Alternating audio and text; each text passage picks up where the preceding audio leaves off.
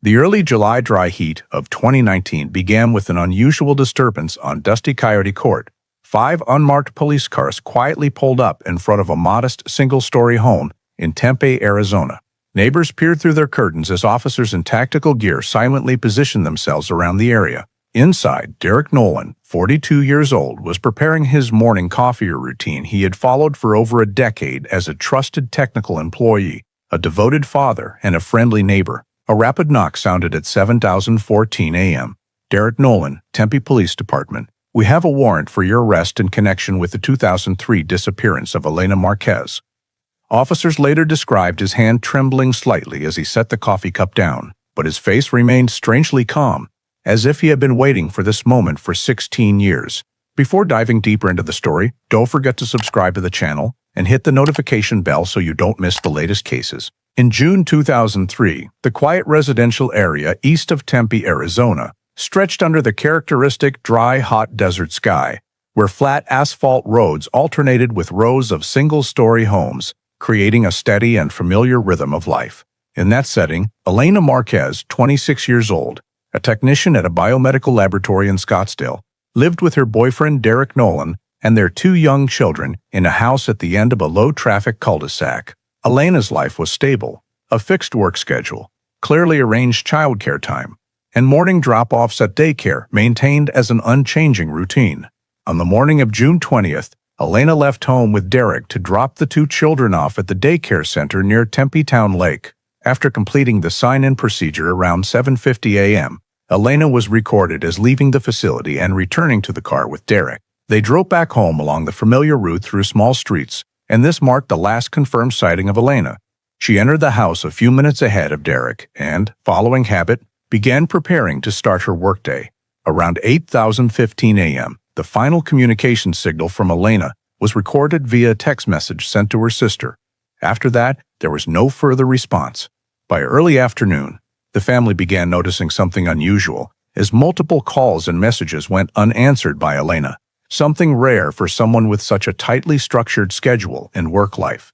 Her sister tried contacting Derek to check on the situation while Elena's mother went to the house but saw no sign of her daughter's car leaving the garage, no indication of anyone coming or going at the door, and no sounds from inside. Upon entering to check, the family discovered Elena was not present in any room. The items in the house remained in their normal state, with no signs of a hurried departure. Yet her disappearance stood in complete contrast to all her previous habits. After hours of trying to call, exploring possible explanations, and contacting close friends, but with no one knowing where Elena was, the family's unease gradually turned into the clear realization that the situation had gone beyond their ability to handle alone. By late afternoon, having determined that Elena had left no message, had not returned to pick up the children, and her phone was completely inactive, her mother decided to call the Tempe Police Department to report her missing. When the call was transferred to the Tempe PD dispatch, the report on Elena Marquez was immediately classified as requiring urgent verification due to the unusual nature of the initial details. The on-duty dispatcher began collecting background information from Elena's mother and sister, including identity, employment, daily habits, family relationship status, along with the last recorded timelines of the day. The family provided details about the morning Elena dropped the children at daycare, the time she left there, and the final text message sent to her sister around 8:15 a.m. This timeline became the last confirmed point before Elena completely vanished from all contact. Simultaneously, the dispatcher forwarded the information to the investigations unit to assess the level of urgency based on standard criteria, whether the victim had a history of running away, showed recent instability, or had a pattern of leaving without notice. The family affirmed that Elena had never disappeared without reason, always gave advance notice of planned changes, had no history of mental illness, and had 2 young children she would never abruptly abandon. These facts quickly elevated the priority of Elena's case, as her disappearance did not align with her established habits, and the prolonged lack of contact exceeded the normal threshold for someone with clear family and professional responsibilities.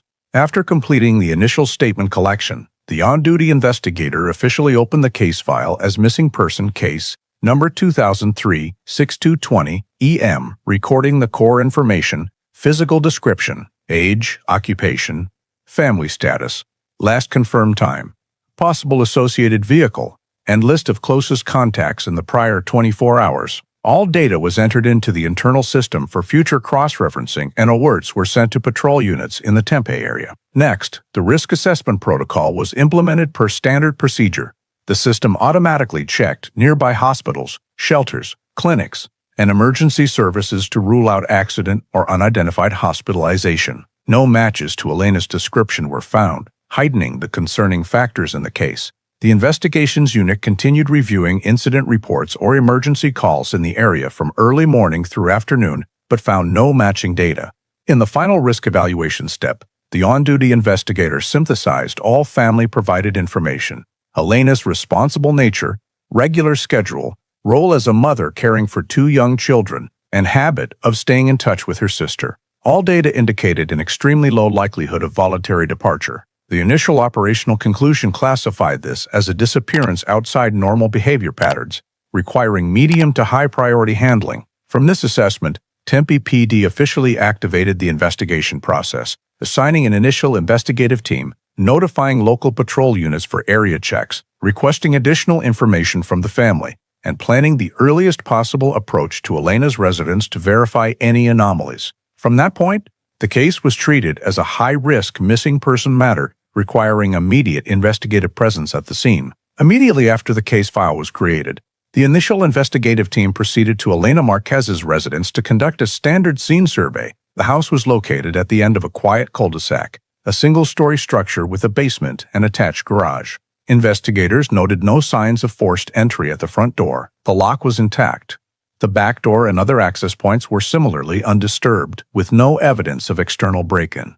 The rear exit leading to the backyard was checked next, revealing no deformation or drag marks on the door surface or hinges. After confirming no exterior abnormalities, the team moved inside to document the layout and condition of items. The living room and kitchen showed normal levels of activity, furniture in place, no signs of disturbance or broken items. On the kitchen counter were some breakfast items yet to be cleared, consistent with the time Elena and Derek left home that morning. From the living room, the team proceeded to the hallway leading to the basement, where Elena often worked from home. The basement was set up as a small home office with a desk, computer, and documents, all in normal order.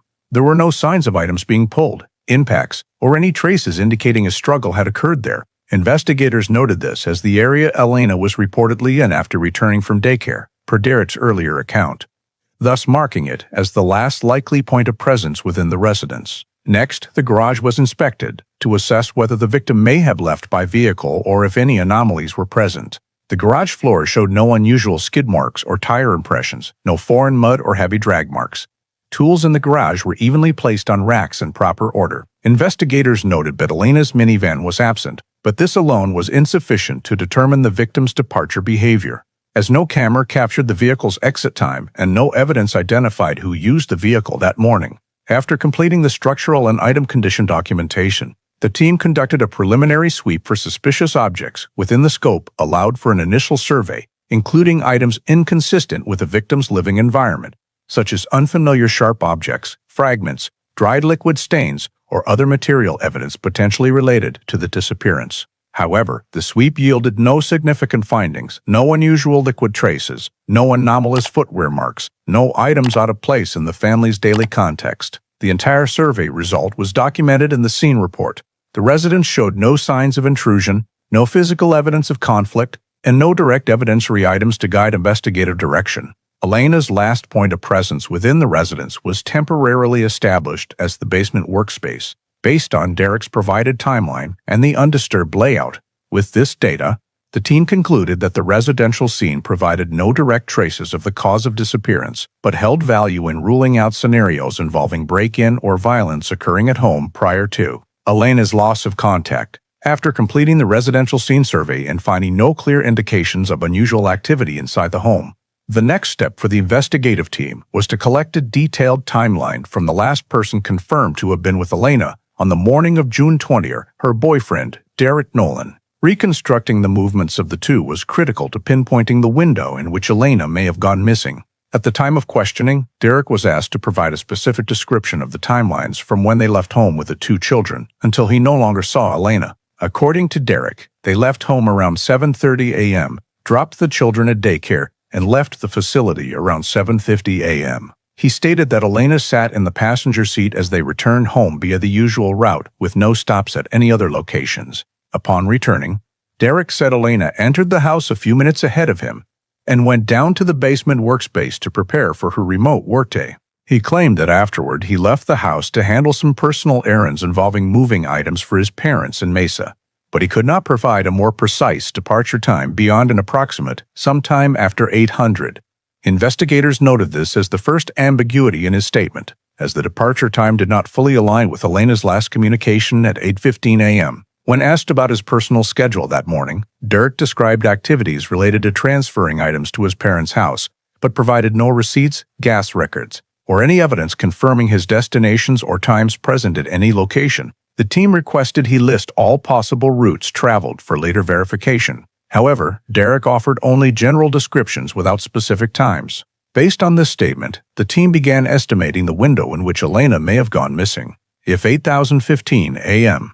was the last confirmed activity from the victim, and Derek claimed he left after that point, the period from 8:15 a.m. until his next return to the house became a high-risk time window requiring analysis. Investigators cross-referenced Derek's statement with family reports of when they began calling Elena without response, thereby identifying a multi-hour gap in the late morning and early afternoon, considered the victim's activity void. This gap represented the temporal space in which Elena may have left the home by vehicle or encountered an incident, and it was also the portion where Derek's statement could provide no verifiable information. The team recorded all this data for inclusion in the risk analysis model, with the focus on determining when Elena ceased to be present at the residence and with no independent witnesses seeing her after leaving daycare. While the lack of precision in Derek's statement was not sufficient to draw conclusions, it provided the team with a clearer time frame. The disappearance likely occurred sometime between 8:15 a.m. and early afternoon, when the family realized they could no longer reach the victim. From this data, they built an initial foundation to guide subsequent investigative steps regarding the morning journey, vehicle movements, and the possibility that Elena left the home or was removed from it during the stated window. To strengthen the morning timeline and eliminate potential errors from subjective statements, the investigative team shifted to collecting independent data from the daycare, the location where Elena and Derek dropped the children off before her disappearance. This was a key milestone as it represented the last time Elena was seen by witnesses outside the family, and the only place with official records of her presence that morning. Investigators approached the child care facility and requested retrieval of the sign-in-out log for June 20, focusing on three elements: the time Elena signed, who accompanied her, and the departure time. The morning staff provided the record book, confirming Elena's presence around 7:50 a.m. and her departure just minutes later. This data aligned with Derek's account of the daycare drop-off route, but investigators paid particular attention to the departure window, as it was the last time Elena was clearly observed in a public setting, free from any interpretation by involved individuals. Daycare staff described Elena as completely calm, with no unusual signs of stress or haste, indicating no psychological instability that might have led to voluntary departure afterward. The parking area was also briefly surveyed for any anomalies noted by staff, but no one recalled any noteworthy behavior at the time Elena left. Investigators recorded this as the final objectively confirmed timeline, 7:52 to 7:56 a.m., depending on the margin of error in the handwritten log. This point became a fixed anchor in the case timeline, used to cross-check statements, vehicle journeys, and future movement hypotheses. When compared with the 8:15 a.m. text Elena sent to her sister, the team determined that the roughly 20 minutes after leaving daycare was the period Elena likely returned home as Derek claimed, before the extended information gap began. From the objective data obtained, investigators concluded that no independent witnesses saw Elena after she left the child care facility, meaning the entire journey from that point until her complete disappearance relied on Derek's statement and environmental factors around the home. Verifying the daycare log not only locked in the last external family-independent timeline, but also narrowed the possible window for the disappearance, while eliminating hypotheses of incidents occurring en route from the child care center to home absent supporting evidence or witnesses. This data was entered into the case file for use as a fixed reference point in future journey and timeline analysis, laying the groundwork for accurately assessing the risk window in which Elena no longer appeared before any witness other than Derek Nolan. With the last confirmed timeline at the daycare and no independent witnesses seeing Elena after she left the facility, the investigative team proceeded to the next step, establishing an initial search radius in a scientific manner based on the most logical travel routes. Starting from the daycare was essential, as it was the last supervised point before Elena returned to an unmonitored environment. Using local maps, investigators identified 3 primary routes connecting the daycare to the home: the direct route through busy residential arteries, a secondary route looping through less populated areas, and a longer route extending toward the eastern edge of the Tempe Desert. The likelihood of Elena using any particular route depended on Derek's statement that they returned via the usual road, but the team still had to evaluate the entire plausible road network within a 5 to 7 mile radius, the standard range for sudden disappearances in suburban residential areas. From Elena's home, the team continued analyzing areas potentially directly related to the disappearance, including low-traffic paved roads, dead-end streets, small turnoffs leading to vacant lots, and secondary routes connecting to Desert Highway. These roads were prioritized due to their secluded nature and proximity to residential areas without high surveillance density. Most critical within the search radius was the transitional zone between the residential area and the edge of the Sonoran Desert, where terrain shifts from developed housing to wide-open lots, dry washes, sparse brush, and dirt truck trails. This area is frequently included in search maps for Arizona missing persons cases because the likelihood of someone being removed from the residential area or moving into remote terrain increases significantly once the environment opens up. Based on the time Elena left the daycare and the unverified time gap after returning home, investigators estimated that if vehicle movement was involved in the disappearance, a 5 and 7 mile radius around the home was a reasonable distance and fell within a time frame sufficient to execute without drawing neighbors' attention. Key terrain features within this radius included the densely populated residential area where Elena's home was located, secondary roads connecting between housing blocks, some without sidewalks or streetlights, undeveloped project land interspersed to the south, and especially the eastern desert fringe, where terrain begins to thin out and lack oversight. Investigators noted the highest risk areas: large washes capable of concealing tire tracks, abandoned parking lots adjacent to parks, lightly used dirt trails, and areas near Desert Highway where vehicle entry and exit receive minimal scrutiny. The search map was completed with 4 zones, each assigned an independent search team, with the desert fringe and open land ranked priority 1, secondary roads priority 2, and the residential area around Elena's home priority 3. Due to the higher likelihood that local residents would notice anomalies if behavior related to movement or concealment occurred. From there, the official search perimeter was established, laying the foundation for deploying the SAR team in the next phase.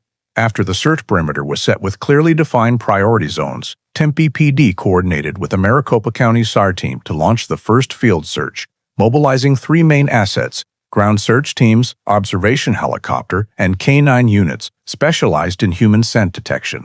Ground teams were divided according to the zoned areas within the 5 to 7 mile radius around Elena's home, focusing on sweeping secondary roads, vacant lots, and large washes where the potential to conceal evidence was higher. They conducted grid pattern searches to ensure no areas between trails and low brush were missed. DPS helicopters flew at altitude during periods of good light, using thermal imaging cameras to detect ground anomalies ranging from vehicle tracks to objects with shapes consistent with a human body. Simultaneously, 2 K-9 units were deployed in the eastern desert fringe, where the terrain is open but features numerous dry channels and trails leading deep into undeveloped land. The working dogs were guided along pre-mapped routes, prioritizing soft soil areas that retain scent longer and locations where wind would not disperse odor too quickly. The SAR team logged progress by zone. The residential area surrounding Elena's home showed no unusual signs. Secondary roads, though lightly traveled, had no fresh anomalous tire tracks from the morning of June 20. The southern undeveloped project land also recorded no suspicious objects or soil compression marks. At the desert fringe, where terrain is broader and more complex, helicopters provided overhead guidance to direct ground teams and prevent missing gaps between washes. However, despite repeated sweeps east-west and then north-south, no imaging signals indicated the presence of a vehicle or body. K-9 units also failed to pick up a matching scent, although high temperatures may have affected scent retention on the ground. After nearly a full day of continuous searching, the SAR team completed the entire defined perimeter with 2 sweeps, one general sweep from outside in and one detailed sweep from inside out. Both found no body, no suspect vehicle, and no personal items that could belong to Elena. The report concluding Search 1 stated, no clear evidence that Elena left the area on foot within the swept perimeter, and no direct physical evidence to support determining her location or direction of travel after leaving the daycare and returning home. The lack of significant findings in the first search round compelled the SAR command team to expand the perimeter to larger washes lying beyond the initial 5 to 7 mile area, particularly the dry stream beds running along the eastern edge of Tempe, where terrain abruptly changes from hard-packed ground to soft sedimentary layers capable of retaining objects carried by wind or seasonal rainwater. These washes are often deep with multiple small branching channels, forming a natural network that can conceal evidence or traces for extended periods. Ground search teams were instructed to conduct fan pattern sweeps, starting from the area between two major washes and expanding outward to side branches, while a helicopter unit flew parallel transects to provide overhead observation support. During the sweep of one particularly wide and gentle wash, a SAR member discovered a small object half buried in fine sand. Upon closer approach, the team identified it as a gray fabric fragment, showing slight fading from sun and weather exposure, but still retaining fiber structure in many places. The fragment did not match any item from Elena's family inventory and was inconsistent with typical desert litter. On-site investigators decided to collect the item according to protocol, using gloves and specialized evidence bags to prevent cross-contamination. The fabric was assigned Evidence Number 1, sealed immediately, and the discovery location was flagged and fully photographed for scene diagramming. The surrounding area was expanded to a 20-30-meter radius to search for additional traces, but no further related objects were found. The helicopter was redirected to fly lower over this area to check adjacent wash branches, but no additional noteworthy visual signs were detected.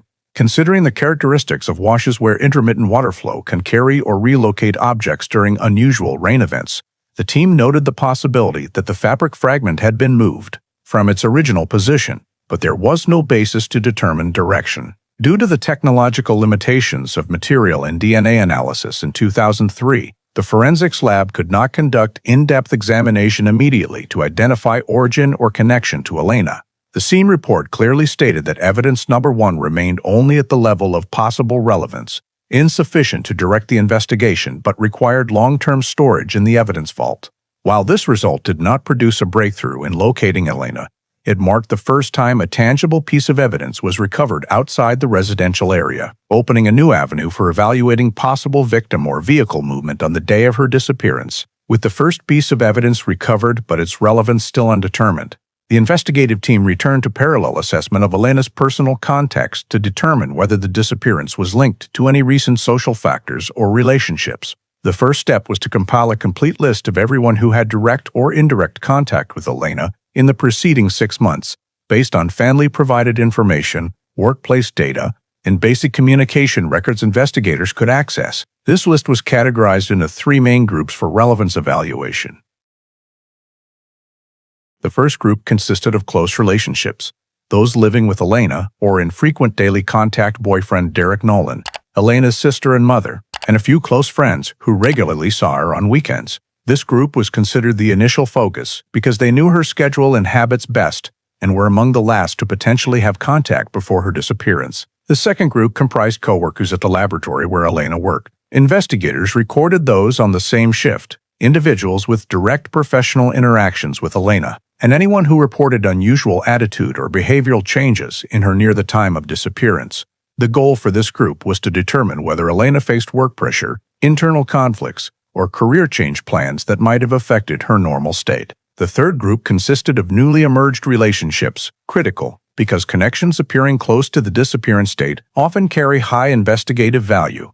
During discussions with Elena's sister and close friends, investigators were given the name of a man recently reconnected with Elena, Evan Carter. According to relatives, Evan was someone Elena had known during college and had only resumed contact in the past few months. The level of closeness or nature of the relationship was undetermined at the time of list compilation, but the emergence of a new factor in the victim's personal life placed Evan in the early verification group. After compiling the data, investigators created a relationship chart with 3 tiers of contact, color-coded by group, and assigned priority levels based on interaction frequency with Elena, last contact date, and likelihood of being near the victim on June 20th. This chart allowed the team to focus on individuals with higher probability of relevance, especially those with contact after Elena left the daycare. At this stage, no clear conflict signs emerged from the family group, no workplace abnormality reports surfaced, and no information indicated Evan Carter played a special role immediately before Elena's disappearance.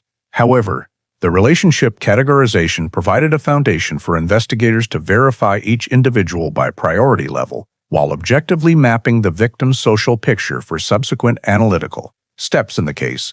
After finalizing the relationship chart and identifying priority individuals for vetting, the investigative team shifted to verifying Evan Carter, who fell into the newly emerged relationship group and was therefore among the earliest to be checked to rule out or clarify his role. Investigators contacted Evan directly and requested a detailed schedule for June 20th, including departure time from home, destinations, people met, and any supporting evidence to verify accuracy.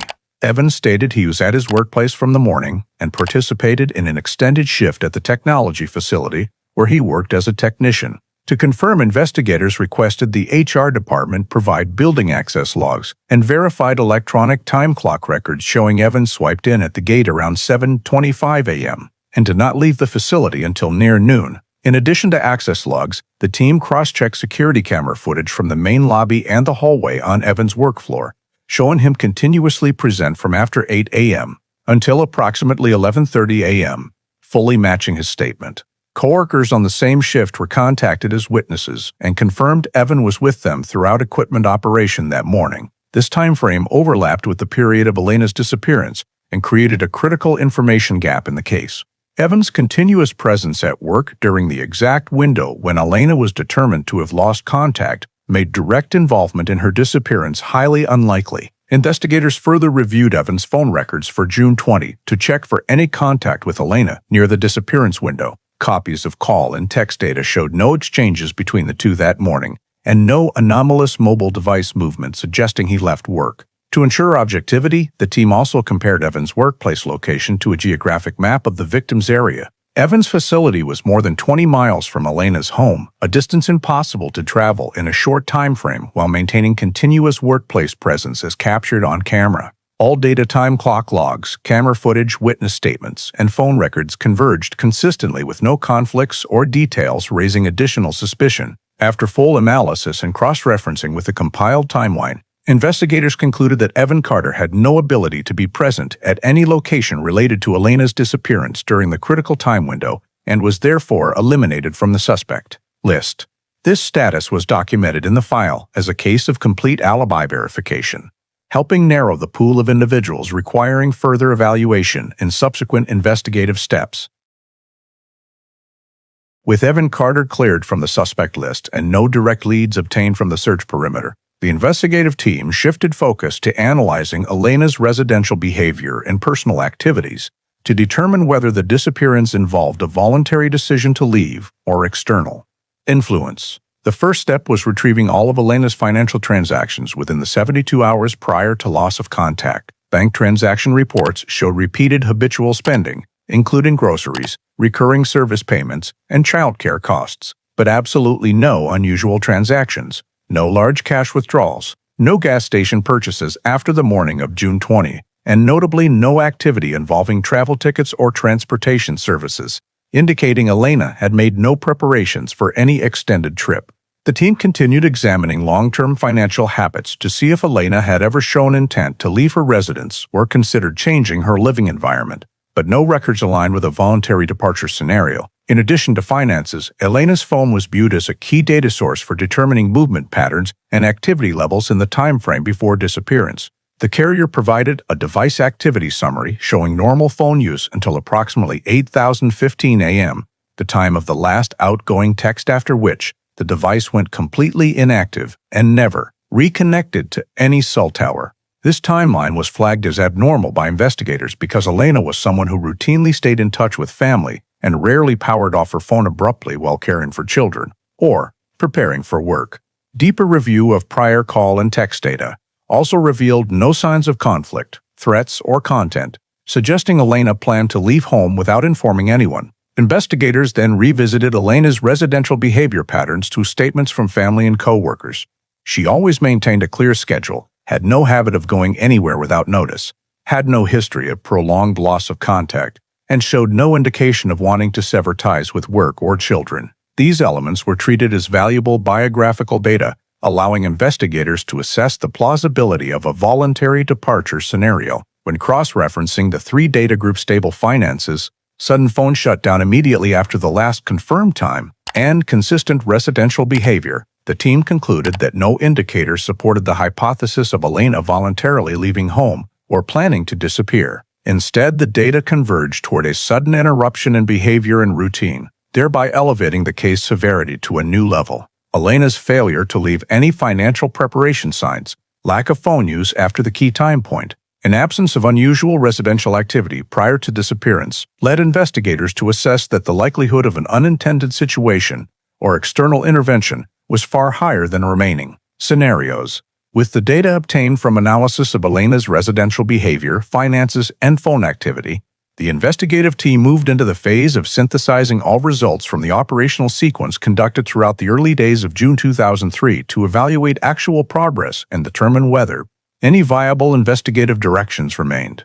The synthesis showed the case had fallen into a complete absence of core elements necessary to pursue a criminal investigation.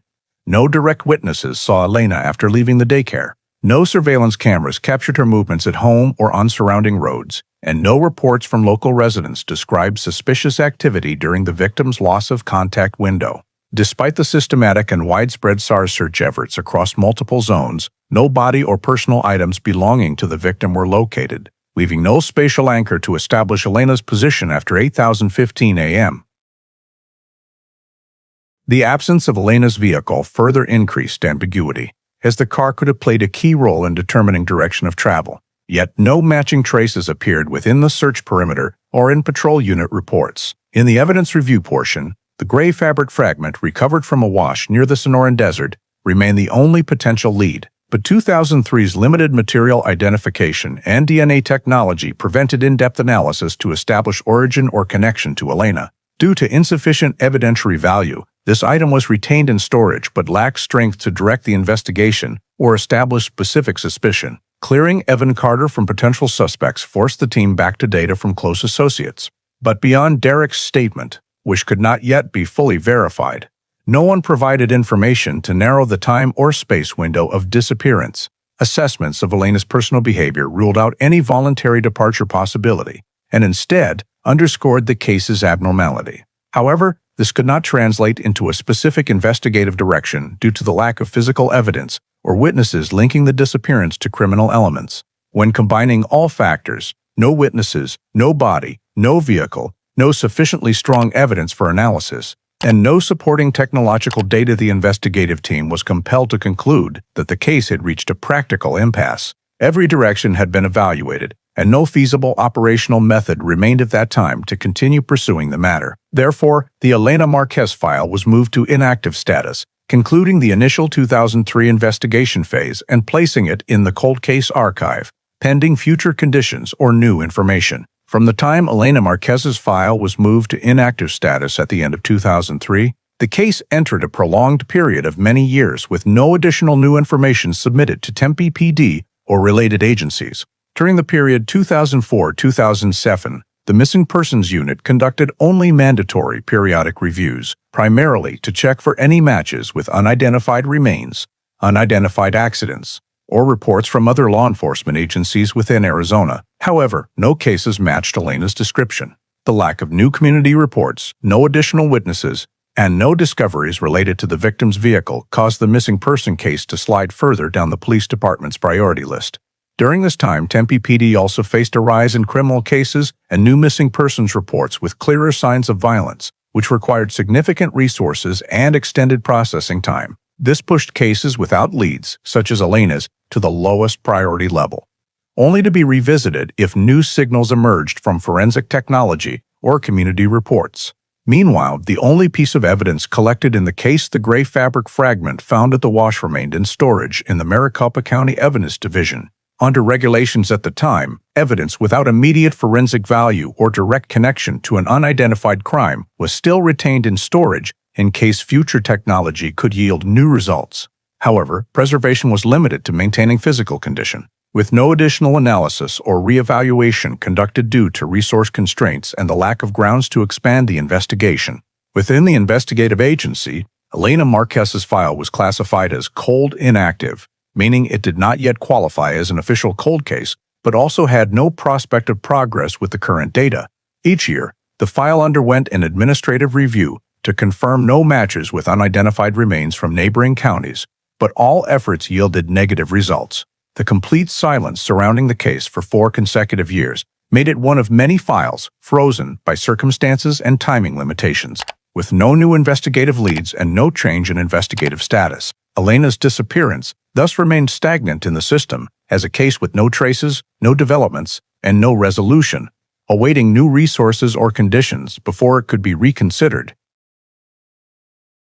Starting in 2008, when Tempe PD's investigative division underwent personnel restructuring and reassignment of some backlogged cases, Elena Marquez's missing persons case was assigned to a new investigator for periodic review under the protocol applied to unresolved cases still within the scope of potential re-examination. This investigator reviewed the entire 2003 case file, including the resident survey report, Derek Nolan's initial statement, phone contact summary, daycare attendance log, SARS search map, and the file on the sole piece of evidence, the gray fabric fragment collected at the wash. During the review, the investigator noted several weaknesses in the initial investigation phase. Although the search area was broad, it did not delve deeply into secondary routes leading out to the eastern desert. Derek's statement was not cross-checked against objective data such as traffic cameras or independent witnesses due to the limited availability of public surveillance data at the time.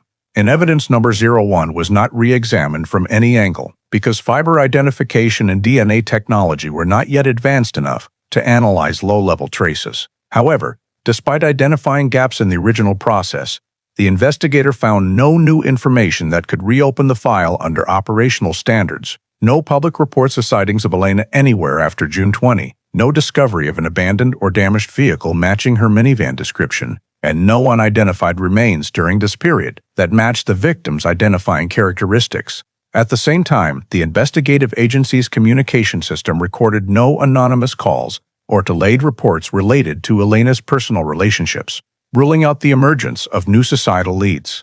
When evaluating the entire file from the perspective of an investigator not involved in the initial phase, the conclusion was that the case lacked a foothold to restart, no witnesses, no additional evidence, and no new information channels to expand the investigation. The 2008 review report explicitly stated that only a sudden change in forensic technology or the emergence of new evidence from a previously unidentified scene would qualify the Elena file to shift from inactive to under consideration for reopening. However, throughout 2008-2010, no events met this criterion. Therefore, although the review process highlighted weaknesses in the 2003 approach, those observations were insufficient to generate new progress, and Elena Marquez's file was returned to storage with a note that there was currently no operational basis for proactive investigation. The case continued to remain in the frozen category, entirely dependent on the emergence of information beyond the available data. From 2011, while Elena Marquez's file remained dormant in Tempe PD storage, the field of forensics in Arizona and across the United States began entering a period of strong transformation thanks to the emergence of new forensic techniques capable of significantly expanding traceability in old cases. One of the most important advances was the widespread adoption of touch DNA, a method that allows the collection of genetic material from extremely small amounts of skin cells left on an object's surface, even when contact was brief and left no visible trace.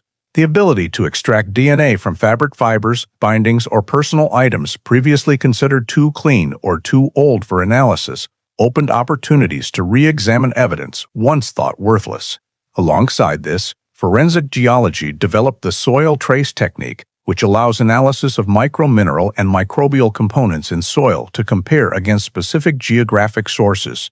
This was a major step forward for cases in the Arizona desert, where slight differences in soil structure could reveal the location where an object had been or been moved to. Soil trace proved especially useful in cases without a body or vehicle, as soil adhering to fabric or items could determine whether they had been in the wash area, the desert edge, or near a residence. During this period, forensic labs also began implementing advanced fiber analysis, microstructural fiber examination, capable of identifying fiber type, manufacturing origin, degree of degradation, and sometimes even product brand based on chemical and spectroscopic characteristics. This was particularly important in cases where the only existing evidence consisted of small, faded, or time-damaged fabric fragments, helping investigators determine whether the fibers came from clothing, bed sheets, car mats, or other household materials. However, despite significant forensic advances, Elena's disappearance was not prioritized for application of the new technologies.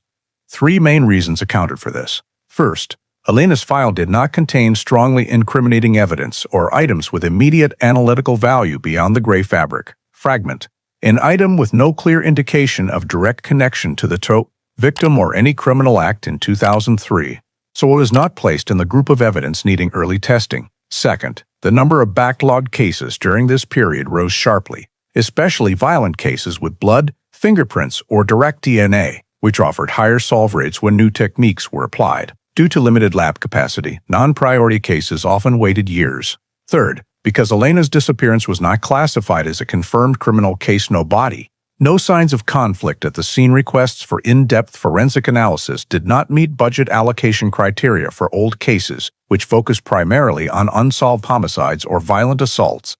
As a result, even as forensic technical advances appeared successively and unlocked many seemingly unsolvable cases, Elena's file was not systematically re-examined.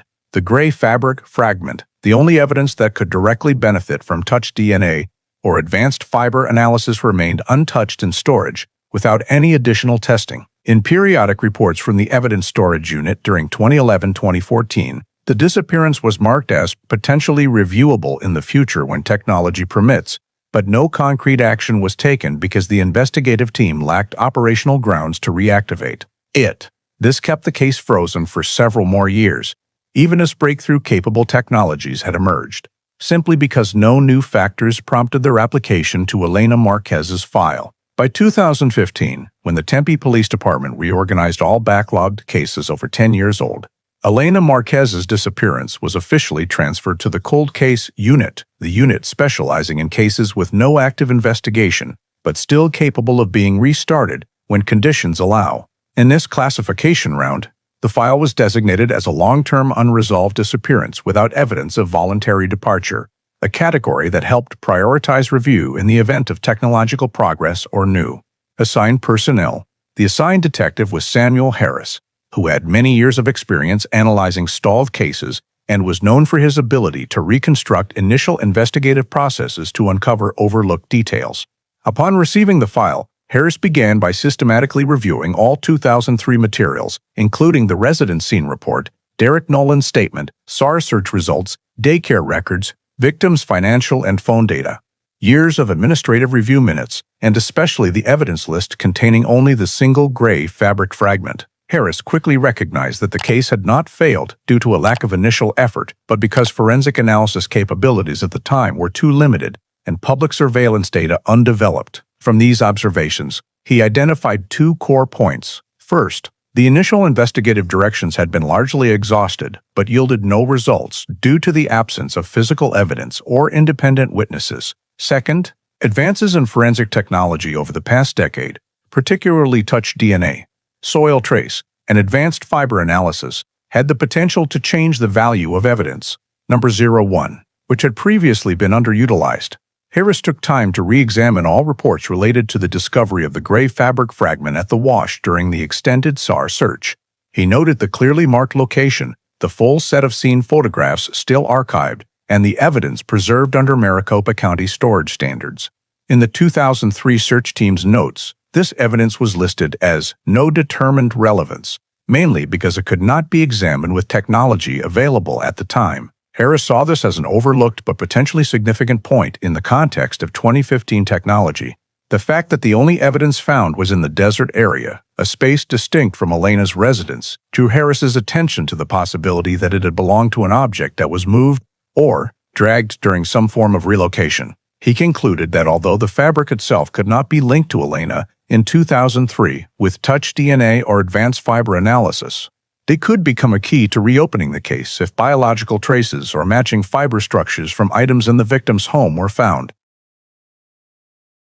While reviewing the file, Harris also noted the absence of any other evidence directly related to the disappearance, making the fabric fragment even more critical as the sole physical point. This led him to a preliminary decision: if any evidence warranted reevaluation under current forensic standards, it was the gray fabric fragment. In addition to examining evidence, Harris compiled the full 2003 timeline to assess the feasibility of previously proposed hypotheses. He observed that the time window between 8:15 a.m., the last contact with her sister, and the afternoon when the family began to worry remained unverifiable, with no independent witnesses and no corroboration from mobile devices or cameras. This was the factor preventing progress and made evidence. Number 01, the only noteworthy focal point capable of pulling the case out of stasis. After completing the full document evaluation, Harris officially noted in an internal report that the gray fabric fragment was the only potential evidence exploitable with current forensic technology, and thus a reasonable starting point for reassessment. Although this conclusion was not yet sufficient to reopen the investigation, it marked the first time in many years that an independent evaluation identified the evidence's potential value, laying the groundwork for a new approach to the file.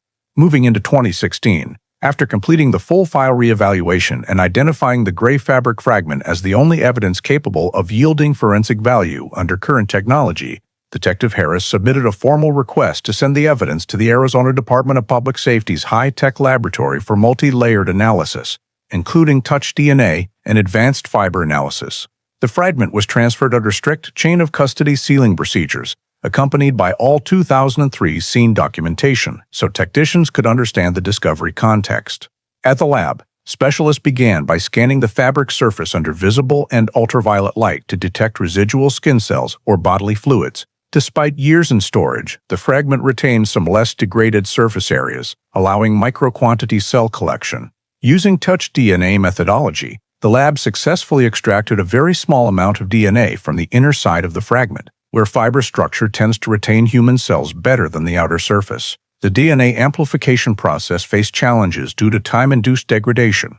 But after multiple optimizations, technicians obtained a partial male DNA profile, an incomplete male genetic profile sufficient for preliminary comparison. The detection of male DNA became a notable turning point, as it confirmed the fragment had been directly handled by a male individual, contradicting earlier assessments that it might simply be incidental trash at the wash. However, the incomplete profile prevented direct entry into CODIS under full standards, so initial analysis focused on comparison with individuals appearing in the 2003 file, including family, friends, co-workers, and especially the victim's live-in boyfriend, Derek Nolan. Upon request, Derek agreed to provide a buccal swab sample in accordance with current legal protocols. His sample was processed in parallel and directly compared to the partial profile from the gray fabric.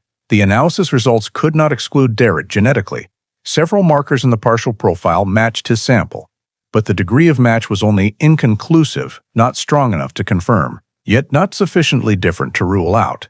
This placed the fabric in a far more significant evaluation zone than before, as the possible match carried two implications. Either Derek had contacted the fragment, or the partial DNA belonged to an unidentified individual with genetic similarities at certain loci. The lab report stated clearly that the partial profile retained investigative value, but could not be used for direct identification. Upon receiving the results, Harris assessed this as the most significant finding since Elena's disappearance, as it was the first time a physical element linked to a male individual, potentially within or outside the victim's familiar circle, emerged. The inability to exclude Derek was insufficient for a conclusion, but sufficient to reopen questions about his 2003 statement and timeline, particularly the independently unverified time periods. Harris noted in his report that the DNA result was not incriminating but was a clear indication that the fabric was not the useless evidence initially assessed. It could be directly related to the disappearance or indirectly connected to someone who had contact with the victim. With this finding for the first time in over a decade, Elena Marquez's file experienced genuine operational movement, a sign that the case was no longer standing still as it had for all the preceding years. After receiving the report on the partial male DNA profile that could not exclude Derek, Detective Harris decided to re-interview the man who had been the last witness to see Elena alive. This was the first time in 13 years that Derek was formally summoned as an individual directly linked to evidence bearing genetic traces. The session was held in the Cold Case Unit interview room. where Harris proactively employed a strategy of comparing old and new statements to assess consistency in Derek's memory and behavior. From the initial questions, Harris noted that Derek appeared more defensive than in his 2003 statement, particularly when discussing his movements on the morning of Elena's disappearance.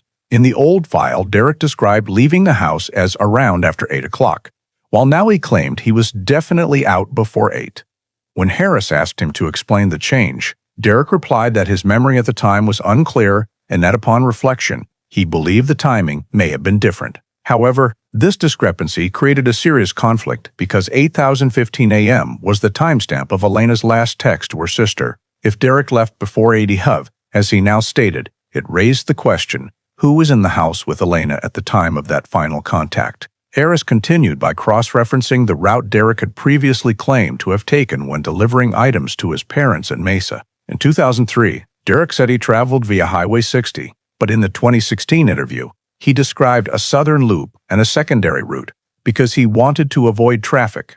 When Harris pointed out that 2003 traffic maps showed no congestion in the area he mentioned during morning hours, Derek became flustered and shifted his explanation, insisting the main reason was habit. These changes led Harris to note clear inconsistencies in the journey and element that had already raised suspicions for years due to the absence of cameras or witnesses to confirm it.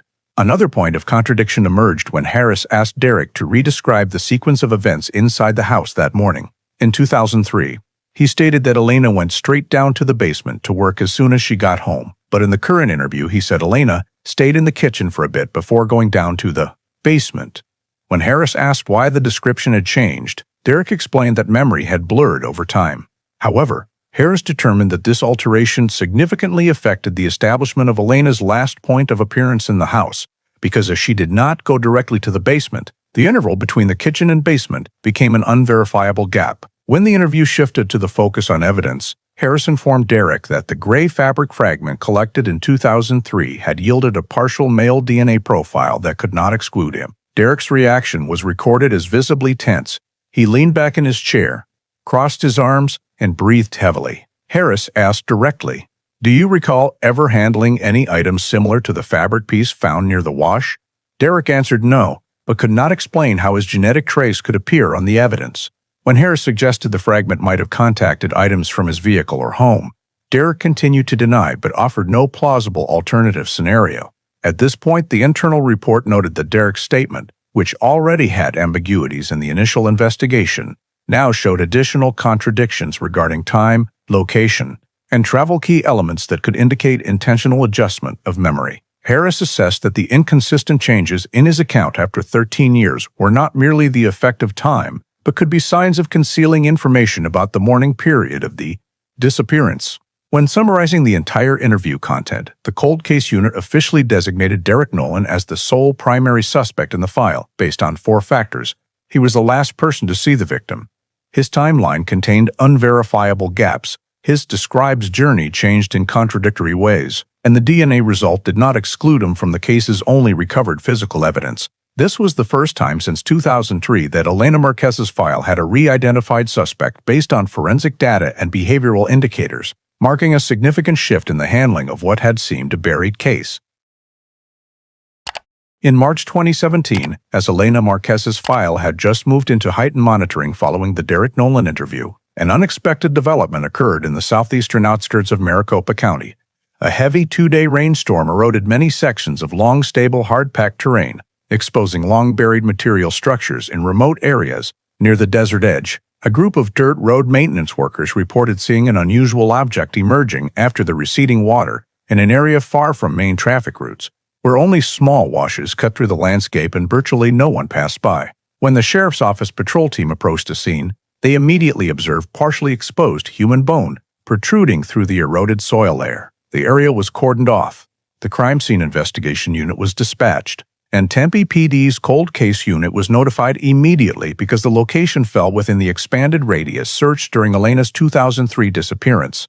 As the forensic team carefully excavated the eroded soil, they discovered a body, or more precisely, skeletal remains still partially wrapped in a large dark gray fabric sheet, matching the color of the gray fabric fragment collected in 2003 at a wash several miles away. This immediately marked the scene as body side casein number. During the process of separating the fabric layers, technicians noted that this was not ordinary fabric, but a large bedsheet wrapped multiple times tightly around the remains. The sheet edges were secured with wide duct tape, portions of which still adhered despite significant degradation over time. The wrapping pattern was determined to be intentional rather than the result of water flow or natural forces. This reinforced the assumption that the body had been transported to the area rather than having died there. In the next layer of scene examination, beneath the remains and interspersed in the damp soil, the forensic team found clusters of dark gray synthetic fibers consistent with vehicle carpeting, typically found in the trunks or floors of early 2000s SUVs and minivans. These fibers were not naturally distributed, but appeared in clumps, indicating direct prior contact with the body or wrapping material during transport. All duct tape samples found at the scene were fully collected, including one segment retaining surface impressions from prior contact with an object. All evidence the gray bedsheet, duct tape, vehicle carpet fibers, and surrounding soil was cataloged under the cold case system, packaged separately to prevent information loss. Once collection was complete, the remains were transferred to the county medical examiner's office for identification and injury assessment. Remaining characteristics including estimated height, skeletal frame, dental structure, and some degraded but identifiable accessories allow the examiner to reach a preliminary conclusion strongly matching Elena Marquez's anthropological profile. This was confirmed by cross-referencing her 2002 dental records, which had been retained in the missing persons file for over 14 years. Once the remains were confirmed as Elena's, the file was elevated from inactive disappearance to active homicide investigation, marking the first time since 2003 that the case had sufficient legal grounds to shift to a criminal investigation with full physical scene evidence. The appearance of the large gray bedsheet immediately reminded Harris of the gray fabric fragment collected in 2003, although a definitive link between the two pieces of evidence had not yet been established. However, both appearing at separate wash locations within the same geographic area increased the likelihood that evidence number one had not arrived there randomly, but was physically connected to the body transport process. The vehicle carpet fibers recovered also opened new possibilities. Elena's remains may have been transported in the trunk or rear floor of a vehicle with synthetic carpet matching the recovered fibers. The fiber type, structure, and color allowed for advanced fiber analysis to trace manufacturing origin or vehicle model. This became especially significant when cross-referenced with the 2003 context, when Derek Nolan owned a minivan with interior consistent with the recovered fiber characteristics. Simultaneously, the duct tape wrapped around the bedsheet was considered high forensic potential evidence due to its capacity to retain skin DNA, fingerprints, or environmental traces from its original storage environment. Although largely degraded, sufficient material remained for analysis. The combination of the bedsheet-wrapped body, duct tape, vehicle carpet fibers, and discovery location created a complete crime scene, sufficient for the cold case unit to conclude that Elena's disappearance no longer fell within missing under unknown circumstances, but had fully transitioned to death with indications of external force. Harris's summary report to command stated clearly, the body's wrapped and secured condition indicated concealment behavior. The secondary scene location in a sparsely populated area was consistent with disposal efforts. Recovered evidence showed direct links to a transport vehicle, and the burial in a wash, now exposed by heavy rain, proved the site had been deliberately chosen but long concealed. Immediately after the report was approved, Elena Marquez's file was officially reopened with high priority, and full resources from forensics, crime scene investigation, evidence analysis, and timeline tracing were mobilized to reconstruct the sequence of events leading to the victim's death. The discovery of the body after 14 years missing became the biggest turning point in the case and laid the foundation for the next major investigative phase. At the Maricopa County Medical Examiner's Office, the remains exhumed from scene number 2 were transferred to a special preservation area to begin the long-term autopsy process applied to heavily decomposed skeletons exposed to harsh environments for many years. The first phase was identity confirmation via dental record comparison, one of the few methods still viable after more than a decade despite complete soft tissue loss. Remaining teeth in the jaw, though worn and fractured in places, retained distinctive fillings and enamel structures. Cross-referencing with Elena Marquez's 2002 dental records retained in the missing persons file confirms strong matches on 3 lower molars and 2 upper molars, sufficient for an official conclusion that the skeletal remains were hers. After identity confirmation, the examination team moved to assessing decomposition extent to estimate time since death and environmental conditions affecting the remains. The skeleton showed signs consistent with long-term burial in dry desert soil, followed by indirect rainwater exposure that eroded some protective layers. No soft tissue remained for direct injury tracing, but several ribs exhibited small compression fractures inconsistent with soil weight breakage. Although cause of death could not be definitively determined from bones alone, these fractures suggested possible force application while the victim was alive or immediately post-mortem. Additionally, limb bones showed no defensive fracture patterns such as twisting breaks, though this did not rule out death by strangulation or neck compression attack types that often leave no long-term skeletal traces. During removal of the body wrapping, examiners noted the multi-layered tight wrapping of the gray bedsheet, with edges secured by wide duct tape. The inner fabric layers showed signs of strong tension, indicating forceful binding during wrapping. The bedsheet was a cotton synthetic blend, common in household products of the early 2000s, but its color, fiber density, and stitching pattern could serve for comparison with suspect household samples or retail items from the same period. The duct tape around the body retained some intact surface areas, particularly inner layers protected from sun and rain. A 3-inch segment was deemed most structurally preserved, sufficient for material extraction. Microscopic analysis of the tape surface revealed tiny skin cell fragments and 2 types of particulate dust. One type originated from desert soil matching scene samples.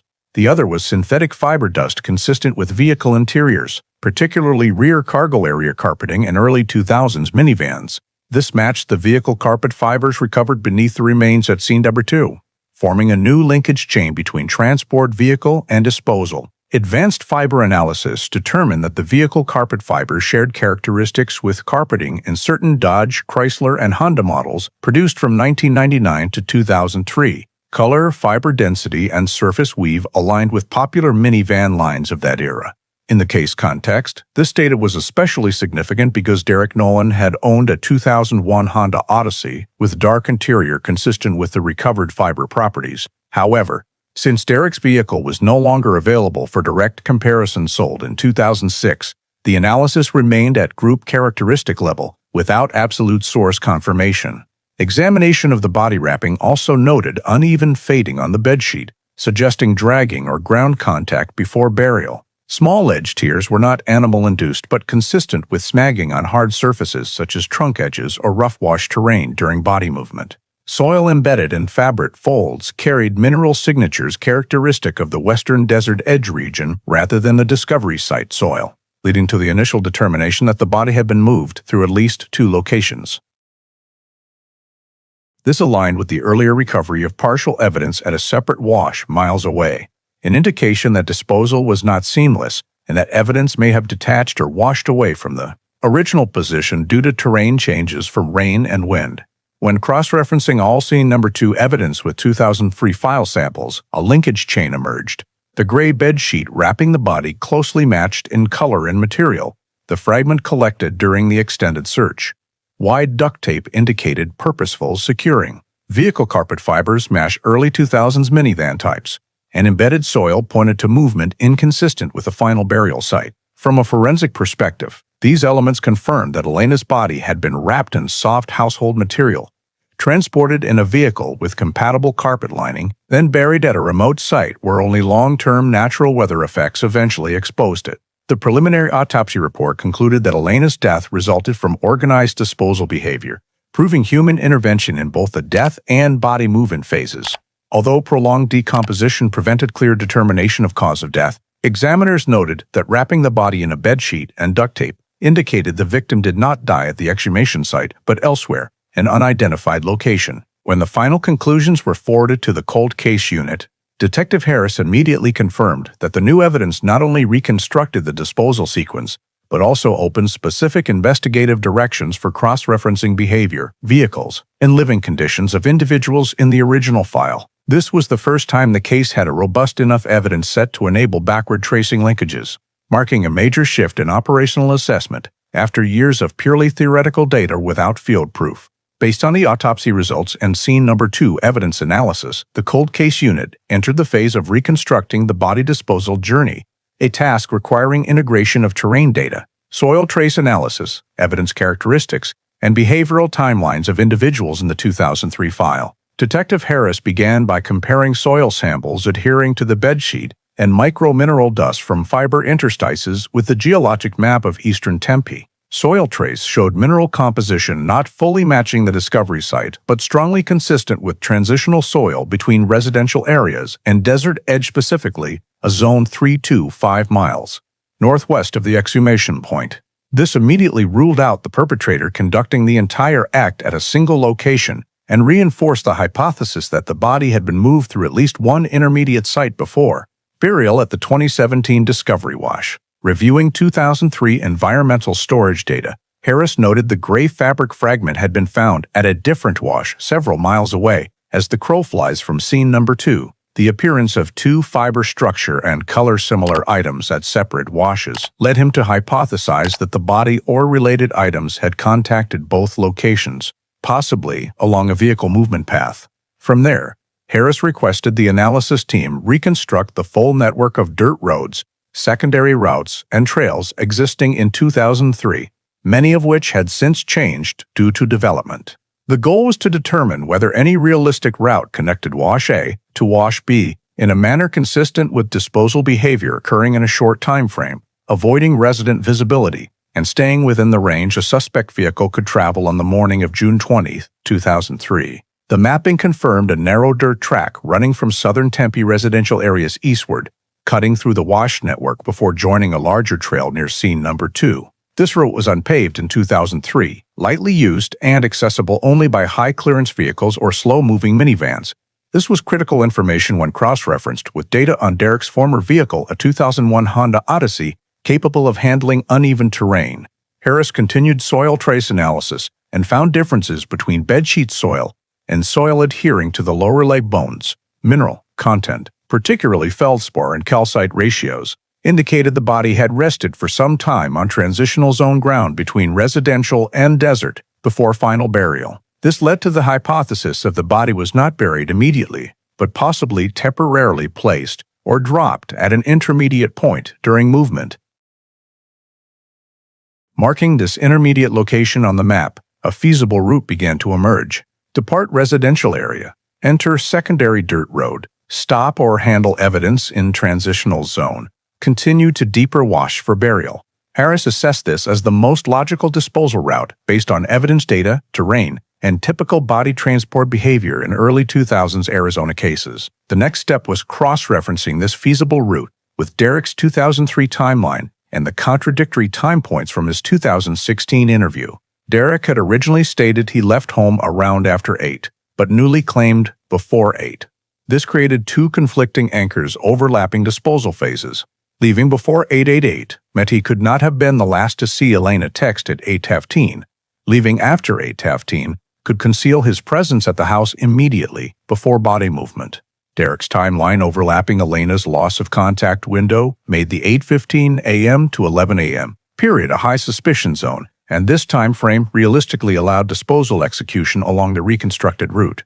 Geographic distance calculations showed the perpetrator needed at minimum 25 to 35 minutes to transport the body from the victim's home to the intermediate site, plus 20 to 25 minutes to reach the final burial location. Total time fit Derek's unprovable timeline gap in 2003. Additionally, 2017 wash site analysis showed shallow burial depth consistent with hurried disposal under time pressure, limited tools, and priority to leave the scene quickly, aligning with a lone perpetrator hypothesis without professional assistance. Harris also cross-checked the disposal route against 2003 weather data. June 20 recorded high temperatures and light winds, conditions favorable for minimal ground trace visibility and low likelihood of drawing attention. Notably, the secondary dirt route recorded in 2003 maps had virtually no residents, while eastern washes were commonly used for illegal dumping at the time, making a minivan's presence unremarkable. Combining all data, soil trace, terrain mapping, evidence, disposal behavior, and timeline contradictions, Harris constructed a complete disposal model, a consistent, feasible travel path, aligning with Derek's unaccounted-for time window. This was the first time in the entire case that physical scene elements tightly integrated with the primary suspect's statement contradictions, forming a logical chain pointing directly to a specific individual rather than general inference.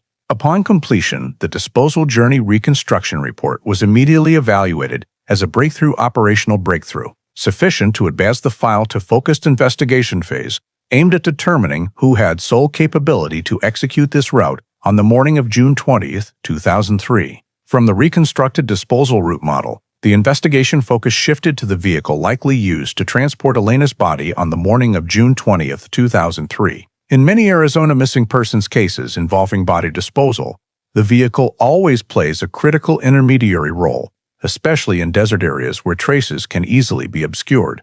Therefore, Detective Harris directed an expanded review of evidence at scene number 2 to search for additional signs related to vehicle interiors. During the screening of soil and materials, a forensic technician discovered a small, curved plastic fragment, just over an inch long, buried half under the sand. Under microscopic examination, the plastic piece showed injection-molded structure consistent with interior trim components from early 2000s minivans and SUVs. The plastic surface exhibited horizontal scratches matching impact patterns caused by strong friction during movement of objects inside a vehicle cargo area. Although the fragment lacked specific manufacturing codes, polymer analysis indicated it belonged to the ABS fiberglass blend group commonly used in Honda and Dodge vehicle interiors during that period. This was significant data because the 2003 file clearly documented that Elena owned a minivan vehicle that had never been located throughout the prior investigation. With this new evidence, Harris decided to pursue tracing the victim's minivan. Initially, he requested the DMV provide the complete registration history of Elena's vehicle and track its legal status in the years following her disappearance. DMV records confirmed that Elena's Honda Odyssey had not renewed registration after 2003, but the paperwork showed no report of theft or change of ownership. This heightens suspicion that the vehicle had not disappeared randomly but had been disposed of outside the system. Harris shifted to tracing through salvage yards in Maricopa and Pinal Counties locations in the early 2000s that were not required to record VINs for dismantled vehicles, allowing many cars to disappear legally without clear traces. After weeks of reviewing intake logs from 2003-2005 at various scrap yards, Harris located a record from April 2004 at a dismantling yard in Queen Creek, an ambiguous entry noting a dark-colored minivan sold as non-running without a valid VIN and dismantled within 3 days of arrival. Although the record did not specify the make, the weight conversion code and chassis type matched the Honda minivan group from 1999-2003. The fact that the vehicle was dismantled just 3 days after intake, far faster than standard procedure, led Harris to suspect the seller wanted the vehicle destroyed as quickly as possible to eliminate evidence. In a cross-check step, Harris contacted former employees who had worked at the yard during that time, though most had left or changed careers. Only one recalled details about the 2004 batch, describing the minivan as having dark gray-black interior and an unusual foul odor emanating from the rear compartment, causing him to process the vehicle outside the main yard area to avoid leaving it in the central lot. Although the information could not be confirmed to legal standards, the description aligned perfectly with scene evidence. Residual decomposition odor in vehicle interiors would be entirely consistent if Elena's body had been transported in the rear cargo area in contact with the carpet before disposal and before the vehicle was sold for destruction. Harris requested retrieval of the seller information from the 2004 record, but paperwork listed the deliverer as third party on behalf of vehicle owner, with no valid identity provided. However, the delivery date coincided with a critical timeline point. During the period, Derek Nolan claimed he had sold the vehicle to an acquaintance, but provided no buyer name, citing lack of recollection. The overlap between the sale timing, vehicle type, interior condition, and scene evidence made the perpetrator use of minivan for disposal model significantly clearer. Harris continued analyzing the plastic fragment from body site using surface friction analysis. The scratches indicated the piece had been dislodged from its fixed position by pulling force directed from inside the cargo area toward the rear door, consistent with a scenario in which the body was moved or dragged across the trunk edge. This masked the small edge tears on the bedsheet noted during autopsy, further reinforcing that multiple pieces of evidence in the case were interconnected along the body transport path from the victim's home to the desert region via minivan. When cross-referenced with the reconstructed disposal route, the secondary dirt road, approximately 15 minutes drive from Elena's home, perfectly fit the travel path of a vehicle like the Odyssey. Harris's internal conclusion stated clearly, Elena's vehicle was most likely used to transport the body, then destroyed in 2004 to eliminate traces related to the interior and any potential evidence inside. This detail became a crucial puzzle piece, explaining why the minivan, the vehicle that should have been one of the most important leads in the 2003 file, had remained unfound for over a decade. The discovery simultaneously expanded scrutiny of Derek's timeline, if he was the only person with access to the vehicle, and decided to sell it at that precise sensitive moment. The likelihood of his direct involvement in the disposal process became more compelling than ever. Evidence analysis, soil trace, journey mapping, and vehicle handling history merged into a unified logical chain for the first time, creating a solid investigative foundation around the vehicle, an element previously downplayed in the early phase, but now one of the main pillars directing the case back toward the sole suspect. As the analyses of the disposal route, vehicle, and evidence gradually converged into a unified model, the cold case unit's next step was to transfer all data to the Arizona DPS Behavioral Analysis Unit to construct the offender behavioral profile. This is standard procedure in long-term cases, especially when physical evidence has linked a sequence of events but motive, behavior, and offender capability still require evaluation for involved individuals. Beale began by analyzing the full relational context between Elena and those who had close contact with her, with particular focus on her relationship with Derek Nolan, her boyfriend, and the last person to see the victim alive. In intimate partner missing persons cases that result in body discovery, Beale always examines personal motive tied to relationship conflict, control, and jealousy. The 2003 statement file showed the relationship between Elena and Derek entering a tense phase. Arguments over childcare responsibilities, disagreements in shared living, and signs of prolonged strain. Some family members described Elena intending to seek greater independence, including the possibility of leaving Derek if conditions did not improve. BAU noted this as one of the most common motives leading to violence in intimate relationships.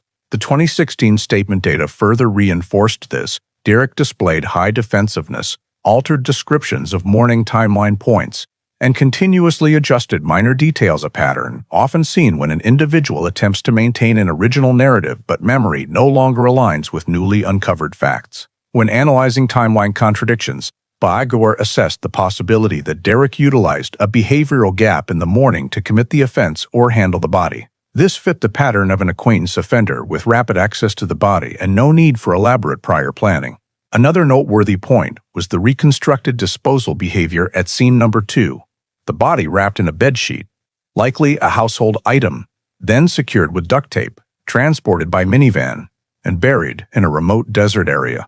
BAU noted that using household items like bedsheets indicated impulsivity and utilization of readily available materials, unlike premeditated use of specialized tools. The offender acted under time constraints, prioritizing rapid concealment over sophisticated planning. This aligned with cases in which the offender was not a stranger, but someone in a close relationship who unexpectedly needed to manage the aftermath of a fatal act. A key element in BAU's analysis was the offender's demonstrated knowledge of desert terrain and washes. While not an expert, the disposal route showed selection of sparsely populated, low-surveillance areas capable of long-term concealment. Choosing a wash for burial was common behavior in early 2000s Arizona cases, where offenders turned to natural terrain to reduce discovery risk over extended periods.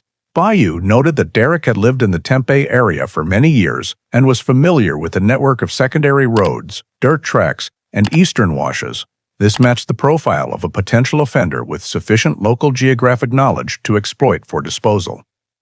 Another factor Bayou highlighted was vehicle handling behavior. Scrapyard data showed Elena's minivan was unusually dismantled in 2004 by an unidentified intermediary seller. BAU assessed that, in intimate cases, offenders often attempt to eliminate vehicles capable of containing body traces. The rapid delivery to the yard and destruction fit behavior aimed at erasing evidence such as fibers, DNA, or bodily fluids.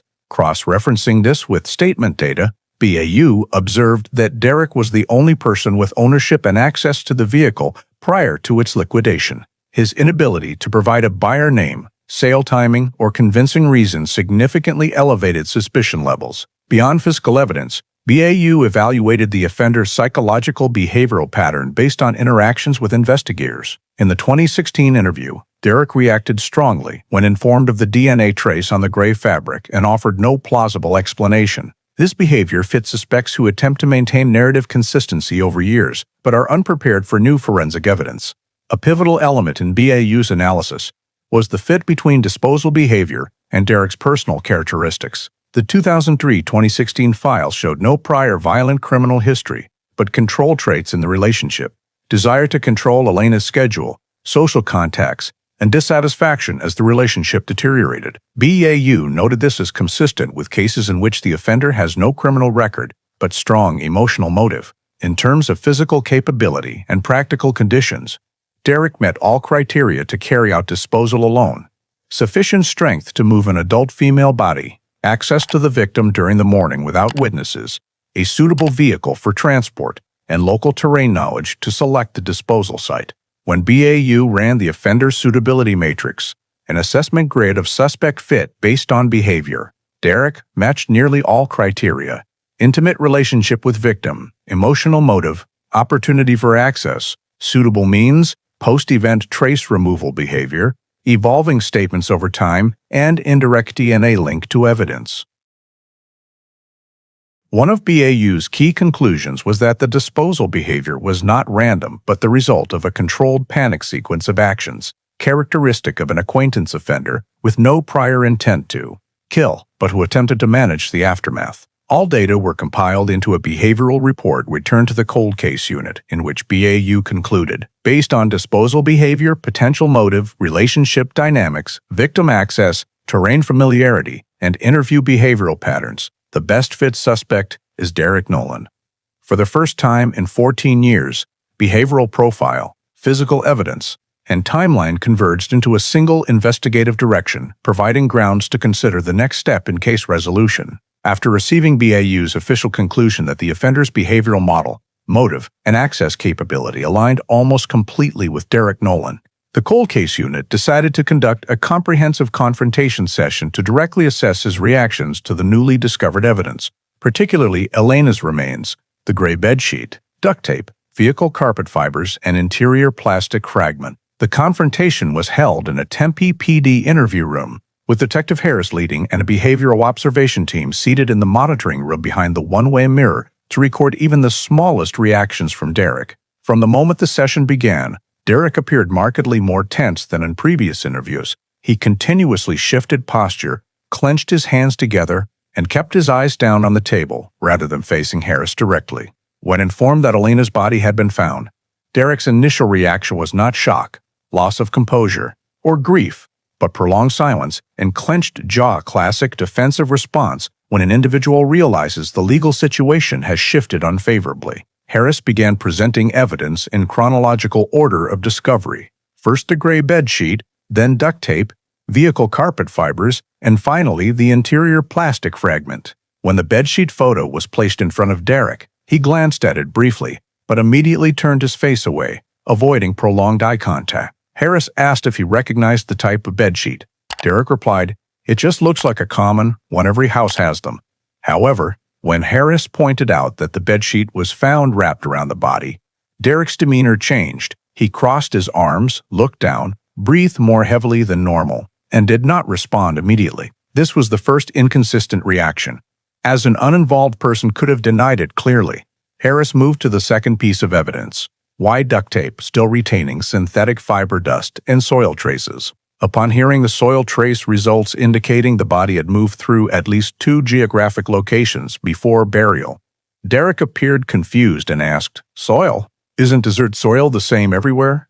Harris immediately countered that soil trace does not represent desert in general, but reflects specific mineral compositions of subregions, and the sample adhering to the bedsheet did not match the final burial site, showing the body had stopped at an intermediate area. When asked if he had ever passed through that area on the day Elena disappeared, Derek answered evasively, "I don't remember clearly. I went a lot of places. It's been a long time." However, in his 2016 statement, Derek had asserted he followed a single route. This inconsistency was immediately noted. When Harris presented the next group, vehicle carpet fibers and advanced fiber analysis, Derek showed visible tension. He asked if the fibers could have been blown by wind or accidentally stuck to the body. Harris explained in detail, The synthetic fibers found beneath the body exhibited adhesion levels consistent with direct contact in an enclosed space, impossible to occur naturally in a remote wash, and fully matching flooring in 1999-2003 minivan models. When Harris referenced Elena's minivan disappearing from the 2003 investigation and being unusually dismantled in 2004, Derek reacted by abruptly shifting posture, bracing his hands on the chair, and blinking rapidly, classic signs of internal conflict when information moves beyond his control zone. When asked why he could not provide the buyer's identity, Derek replied, "I don't remember. It was just some random acquaintance." When Harris presented scrapyard evidence showing the vehicle destroyed just 3 days after intake, Derek fell into prolonged silence and then said, "I don't know what they did with it. I just needed to sell it." This was viewed as a contradictory and illogical response, as a normal vehicle owner would not simultaneously not remember who they sold it to, yet be in a hurry to sell it during such a sensitive time frame. Finally, Harris presented the most critical evidence, the partial male DNA profile from the gray fabric fragment collected in 2003, which could not exclude Derek. Upon hearing DNA, Derek reacted immediately, faster breathing, slight shoulder raise then drop, eyes widening briefly before attempting to regain composure. He said, "If the DNA doesn't exclude me, it just means I touched something like that before and don't remember." Harris immediately confronted, "The fabric was found in a wash miles from your home. How do you explain your DNA being there over 10 years ago?" Derek did not answer directly but shifted to defensiveness. "I don't know. Maybe a lab mix-up." This was the first time he attacked the forensic process's accuracy behavior, commonly seen when a suspect feels cornered. Harris pressed further, "Can you offer any plausible scenario, even the smallest, explaining why your DNA appears on evidence found near where Elena's body was disposed?" Derek slowly shook his head, eyes on the floor. I don't know." This response was recorded as a serious contradiction, as no innocent individual would not know how their DNA appeared on evidence linked to a long missing person's remains. The post-confrontation reaction assessment report concluded that Derek could not plausibly explain 1. Why the bedsheet matched household characteristics. 2. Why vehicle carpet fibers matched the minivan interior he once owned. 3. Why soil trace indicated a route consistent with his unprovable journey. 4. Why the vehicle was destroyed during the sensitive period. 5. Why his DNA appeared on evidence at the disposal wash. All of Derek's answers lacked logic, showed avoidance, or contradicted prior statements. This provided critical grounds to conclude that Derek Nolan was not only the primary suspect, but the only individual who could not be excluded from any segment of the chain of events leading to Elena Marquez's death and body disposal. Immediately after the confrontation revealed Derek Nolan's inability to reasonably explain any key point in the evidence and behavioral chain, the cold case unit entered the most critical phase, synthesizing nearly 2 decades of evidence into a unified logical sequence to determine whether sufficient legal grounds existed to seek an arrest warrant.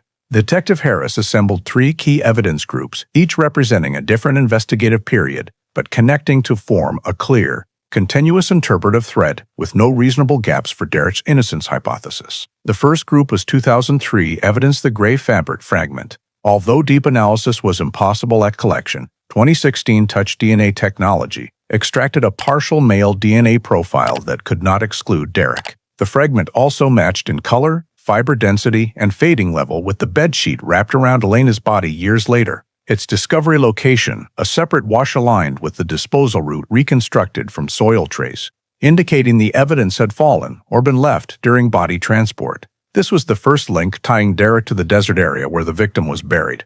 The second group was 2017 scene number 2, evidence the bedsheet, duct tape, vehicle carpet fibers, and soil trace. The bedsheet matched the gray fragment in color and material, allowing the conclusion that both items belonged to the same household group and were likely from the victim's or suspect's home.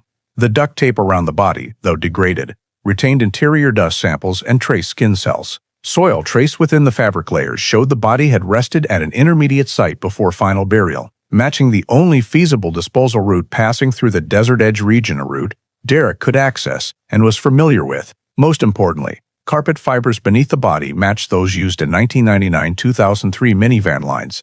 Consistent with Elena's Honda Odyssey, the vehicle Derek had full access to and sold off just 1 year after the disappearance. The 2004 scrapyard record showed unusual destruction without vine retention and described a foul rear compartment odor entirely consistent with body transport in the vehicle.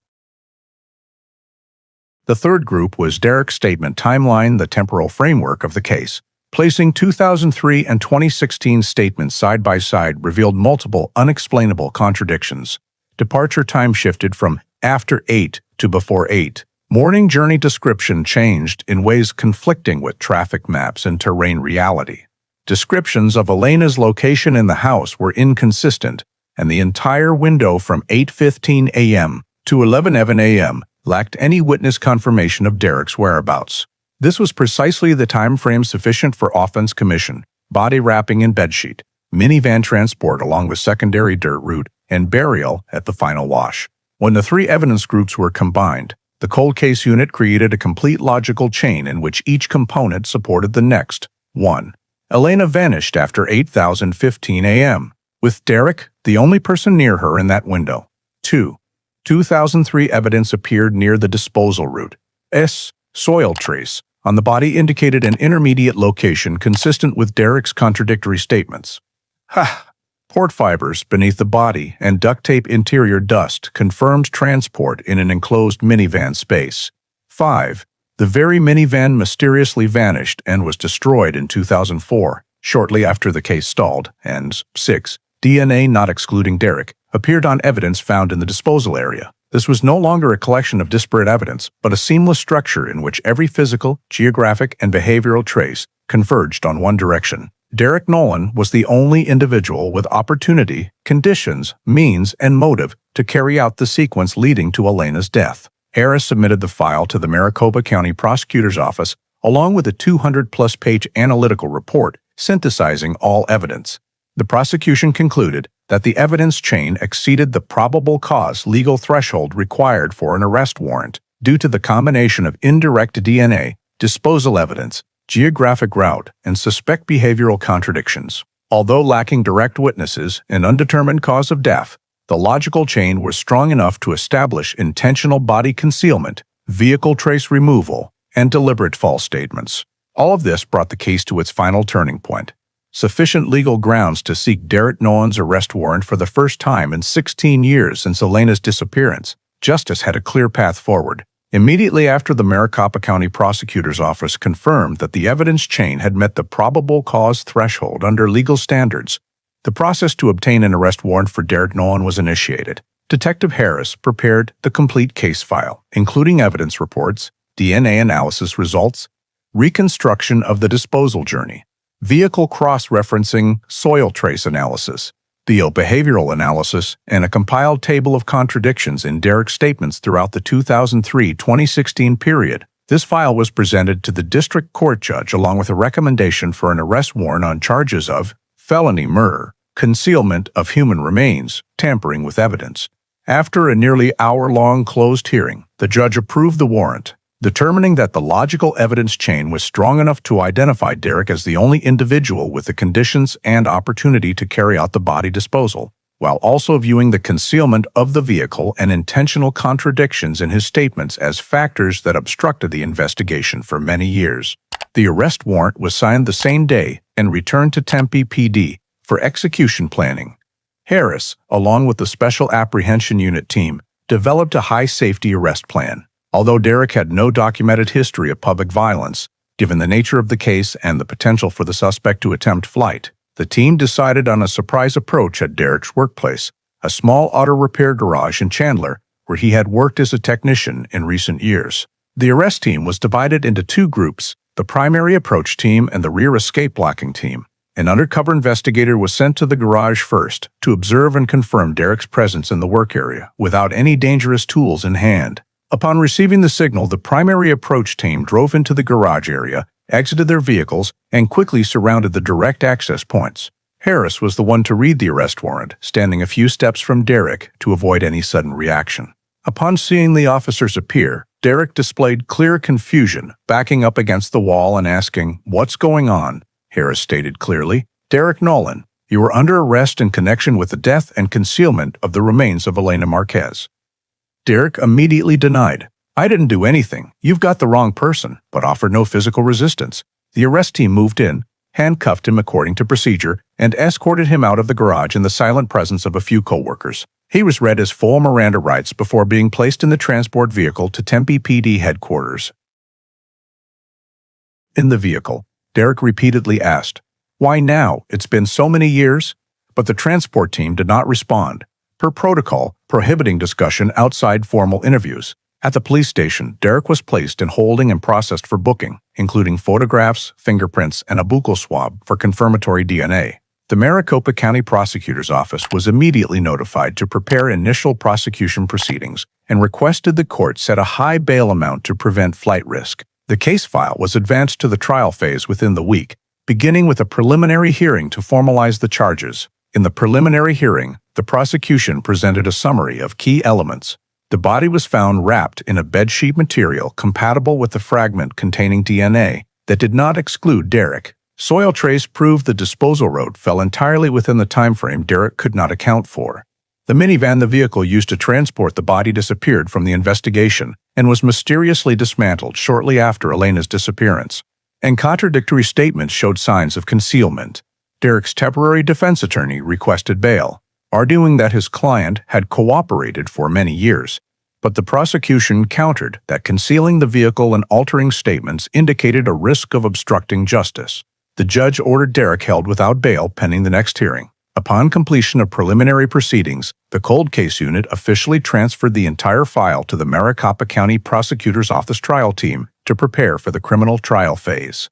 This marked the moment Elena Marquez's case moved into the legal phase after nearly 2 decades of impasse, a significant milestone, connecting the final link between evidence, behavior, and criminal responsibility that investigators had persistently pursued for years. Immediately after Derek Nolan's arrest and the official transfer of the file to the Maricopa County Prosecutor's Office, the prosecution preparation phase began with the most critical task, constructing the forensic mapping, a comprehensive forensic map synthesizing all evidence into a coherent structure, easily presentable to a jury while preserving full scientific and legal value. This was not merely a timeline or simple evidence chain, but a complete reconstruction of the criminal process from the time Elena was alive until her remains were discovered, with each piece of evidence placed in its precise position, eliminating unnecessary details that could distract the jury while ensuring every link fully demonstrated logic, motive, behavior, and opportunity of the suspect.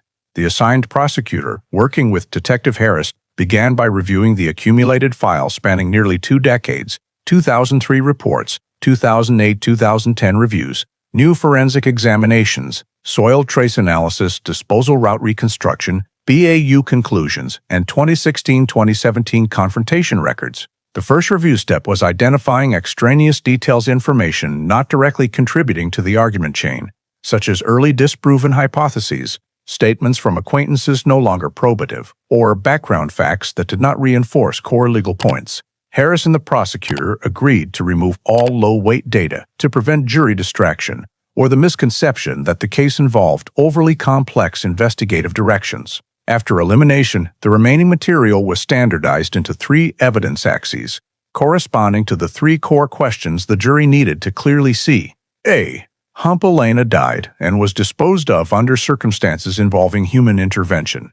2. The person who carried out the disposal had knowledge of terrain, vehicle, and timing consistent with Derek.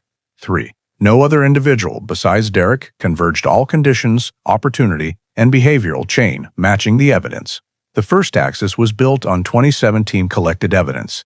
The body wrapped in a bedsheet indicating purposeful concealment, wide duct tape securing the wrapping, soil trace proving the body moved through at least one prior location before burial, vehicle carpet fibers indicating contact with vehicle interior. The prosecution requested the lab rewrite reports in a presentable format, each piece summarized in a table with physical characteristics, forensic significance, and connection to other evidence. The bedsheet and 2003 gray fragment were placed side by side in a fiber comparison diagram so the jury could visually see near-perfect similarity, something impossible in 2003 but now powerful evidence. The second axis was reconstruction of the disposal journey. Harris converted all soil trace data and terrain maps into a large digital map projectable in court. The map displayed the only route consistent with soil samples, travel time, and the positions of the two washes where the gray fragment was found and where the body was buried. The prosecution requested the GIS unit create an animated simulation version, a highlighted path showing movement from Elena's home to the intermediate soil trace zone, then to the final wash. The simulation was designed so the jury could clearly see no other realistic route aligned with the evidence. Importantly, the map was placed alongside Derek's timeline, with all his stated time points overlaid. When the two diagrams were combined, the gap from 8:15 a.m. to 11:00 a.m., the period Derek could not account for, matched precisely the time required to carry out the disposal acts. The third axis covered behavior and motive. The prosecution avoided emotional or speculative details, retaining only legally probative behavioral elements, evolving statements over time, non-transparent vehicle sale, inconsistent reactions during evidence confrontation, and behavioral patterns matching the BAU report. All were rewritten into a behavioral chart, in which Derek's actions were placed beside standard offender patterns in intimate partner cases involving body disposal. Every matching point was highlighted to make the recurring pattern easy for the jury to see. After standardizing the three axes, the prosecution consolidated them into a complete, logical chain. The chain began with, Elena disappeared during a window when only Derek was near her. Next, 2003 evidence placed Derek in the wash area. Then, soil trace established the only feasible disposal route, followed by vehicle carpet fibers plus duct tape dust indicated body transport in a minivan. And finally, the minivan disappeared from the investigation and was unusually dismantled by the only person with access, Derek. Each step was supported by at least two pieces of evidence to meet requirements for argumentative solidity. For jury presentation, the prosecution built a crime flow map, a visual crime sequence diagram presented as continuous arrows from the victim's home to the burial site. Each arrow carried an evidence icon, bedsheet fiber, soil trace sample, vehicle carpet fiber, interior plastic fragment, and DNA. This visual structure was designed to let the jury not only hear but see the interconnections among all evidence. Finally, the prosecution conducted a last review of the entire argument for legal soundness. No evidence relied on speculation. Every conclusion was supported by scientific analysis, statements, or verified data, and no reasonable innocent hypothesis explained the appearance of all evidence without Derek's involvement. Upon completion of the forensic mapping, the prosecution file had become a strong, coherent, and jury-persuasive structure, the decisive step to bring Elena Marquez's case to final trial after nearly 2 decades of waiting. Derek Nolan's trial opened under close scrutiny from the jury, local media, and representatives of the Maricopa County Prosecutor's Office. From day one, the prosecution's strategy was clear: present the entire evidence chain through a consistent, coherent forensic structure, avoiding emotion and focusing strictly on the scientific validity of each analysis.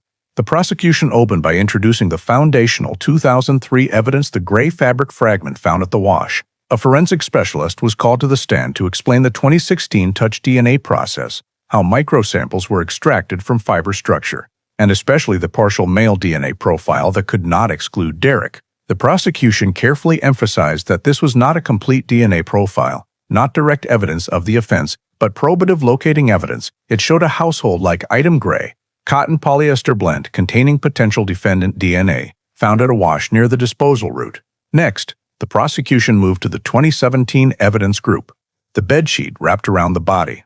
A large screen displayed a side-by-side fiber comparison between the bedsheet and the 2003 fragment. The forensic expert explained fiber density, weave composition, stitching pattern, and fading shade elements matching to a near-zero probability of random coincidence. The jury was invited to view through magnification, clearly seeing microstructural similarity between the two items.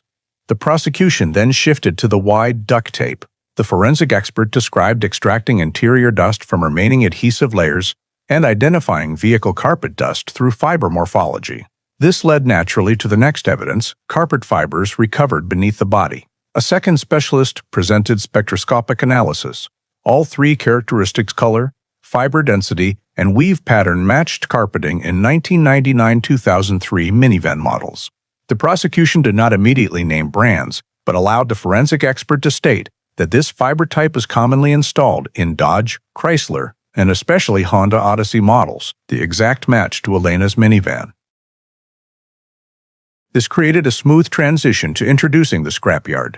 A former yard employee from 2004 was called as a witness.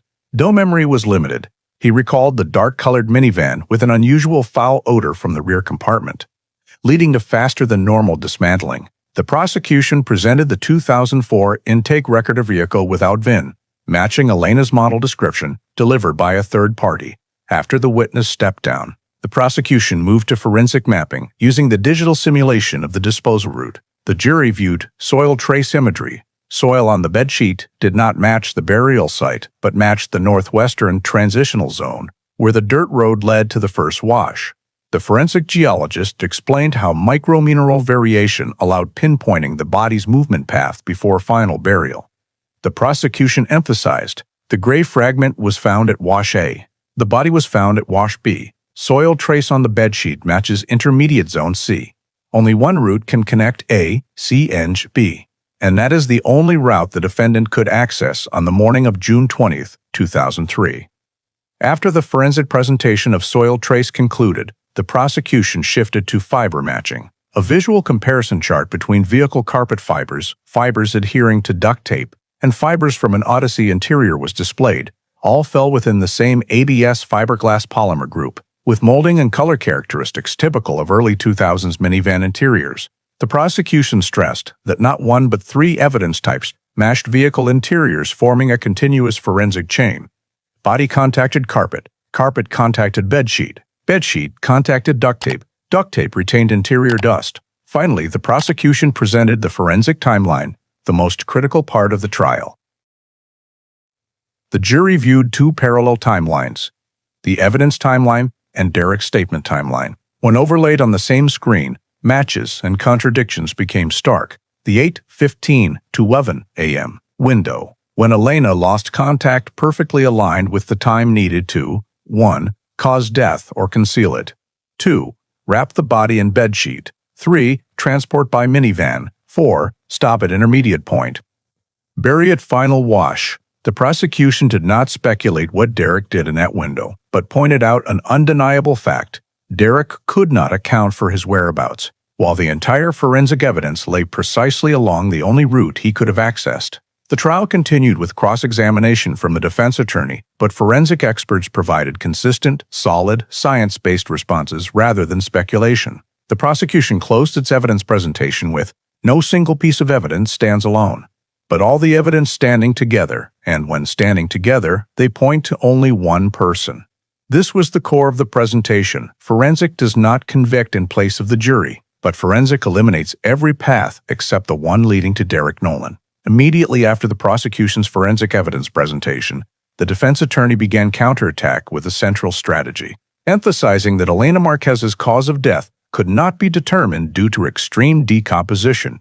The defense argued that without identifying the precise mechanism of death, no skeletal violence traces, no soft tissue for analysis, no poisoning indicators, there was no basis to assert this was murder. According to them, merely wrapping and burying the body in a bedsheet did not automatically make the defendant the killer. Other possibilities existed: unintended accident, natural death later mishandled by someone else, or even an entirely unidentified third party causing death. The attorney stressed the weakest point in the forensic file: no direct evidence placed Derek at a death scene, no attack traces, no soft tissue analysis, no skeletal injuries, no witnesses. They called it a case built on maybes. To amplify impact, the defense cited examples of other Arizona desert missing persons cases where bodies were found years later with undetermined cause of death, and in such cases, courts typically required higher proof standards to convict. However, the prosecution did not allow this argument to linger. On rebuttal, the prosecution began by redefining the legal concept. Under Arizona criminal law, murder does not require pinpointing the exact mechanism of death. What must be proven is that the defendant's unlawful conduct directly related to the victim's death or concealment. Here, the entire indirect evidence chain leads to the only reasonable conclusion. The prosecution continued explaining the principle of circumstantial evidence chain, stressing that in many complex criminal cases, no direct evidence exists. But when multiple independent circumstantial pieces converge on one direction, they can be even stronger than a single direct piece. The prosecution offered practical examples. If only DNA existed, Derek could claim incidental contact with the fabric. If only soil trace, Derek could call the root coincidence. If only carpet fibers, he could say it's a common type. But when all of these appear together on the same route, within the same time frame, the defendant cannot explain, then they are no longer random. The prosecution returned to displaying the forensic mapping diagram, highlighting 5 critical links. 2003 fragment with DNA not excluding Derek. 2. Bedsheet wrapping, the body matching the fragment. 3. Duct tape containing vehicle interior dust with polymer matching Autopsy carpet. Soil trace positioning the only disposal route consistent with Derek's timeline gap. 5. Minivan disappearing and unusually dismantled just 1 year later. The prosecution asked the jury, if an innocent person, how do all these pieces of evidence appear precisely on a route only he knew, on items he used, during a time he cannot account for? They continued dismantling the defense's accident argument. No one wraps a body in a bedsheet, tapes it shut, and buries it in a desert wash if it was an accident. No one hides a body in a vehicle and then dismantles the vehicle afterward if nothing needs concealing. When the defense attempted to suggest a possible unidentified third-party killer, the prosecution immediately countered with a BAU profile. The offender must have been acquainted with the victim, had access to the home, access to the vehicle, knowledge of terrain, presence during the exact time frame, and motive from relationship strain. No one besides Derek satisfies all of these. The defense continued focusing on the partial DNA, arguing it was not strong enough to identify.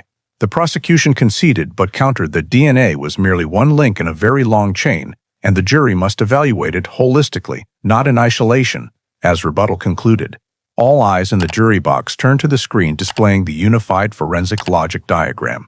Court observers noted clear jury reactions, continuous note-taking, exchanged glances when the timeline and disposal route were referenced, and strongest response when scrapyard images appeared. The vehicle dismantled just 3 days after intake. In internal assessment, the prosecution's jury manager noted jurors responded positively to science-based arguments over emotional ones, indicating the forensic mapping strategy was effective. Several jurors showed particular interest in the single-path convergence element, where all evidence led to one person with no reasonable innocent explanation. As the trial moved to closing stages, it was evident that, despite no determined cause of death, the jury leaned toward the view that the combination of soil trace, fiber matches, scrapyard record, and partial DNA created overwhelming, reasonable certainty sufficient to conclude Derek Nolan bore responsibility for Elena Marquez's death and the concealment of her remains. After the final arguments from both sides, the judge officially moved the case into the deliberation phase, and the jury was escorted into the deliberation room to vote. The deliberation process lasted more than 9 hours, a duration that reflected the complexity of a case spanning nearly 2 decades, but also showed that the jury was carefully analyzing every link in the chain of circumstantial evidence presented by the prosecution. According to the court clerk's notes, the jury reviewed the forensic mapping diagram multiple times, especially the body disposal route, the timeline of Elena's disappearance, the sale of the vehicle, and the locations of the evidence. They requested to re-examine Derek's testimony from the 2016 interrogation, cross-referenced it with the physical evidence timeline, and then reviewed the soil trace analysis again as a confirmation step that the disposal route could not have been coincidental. When the prosecution was called into the courtroom to hear the jury's clarifying questions, the content they raised was very specific. Is there any other way for the bedsheet, carpet fibers from the vehicle, soil trace, and gray fabric fragment to appear in the locations where they were found without the defendant's involvement? This was a clear sign that the jury was leaning toward the argument that the chain of recall-about evidence was uniquely linked and that Derek's inability to explain it played a crucial role. By the end of the day, the jury announced they had reached a unanimous verdict. The courtroom was reopened. Derek Nolan was escorted back in, his face tense but trying to remain composed. The presiding judge asked the jury to stand and announce the verdict. The foreperson stepped forward, held the verdict form, and read clearly and loudly. On the charge of murder in the second degree, we find the defendant guilty. A light murmur spread through the spectator benches. The foreperson continued. On the charge of kidnapping, we find the defendant guilty. Derek closed his eyes for a brief moment. And finally, on the charge of tampering with physical evidence, we find the defendant guilty. The verdict was confirmed as absolute unanimity from all 12 jurors. Moving to sentencing, the judge presented the court's reasoning based on the trial outcome. The fact that Elena was wrapped in a bedsheet, transported to multiple locations, and buried in a wash demonstrated intentional concealment. Derek's timeline did not match. The evidence linked to a vehicle under the defendant's control, and the destruction of the vehicle constituted key evidence destruction.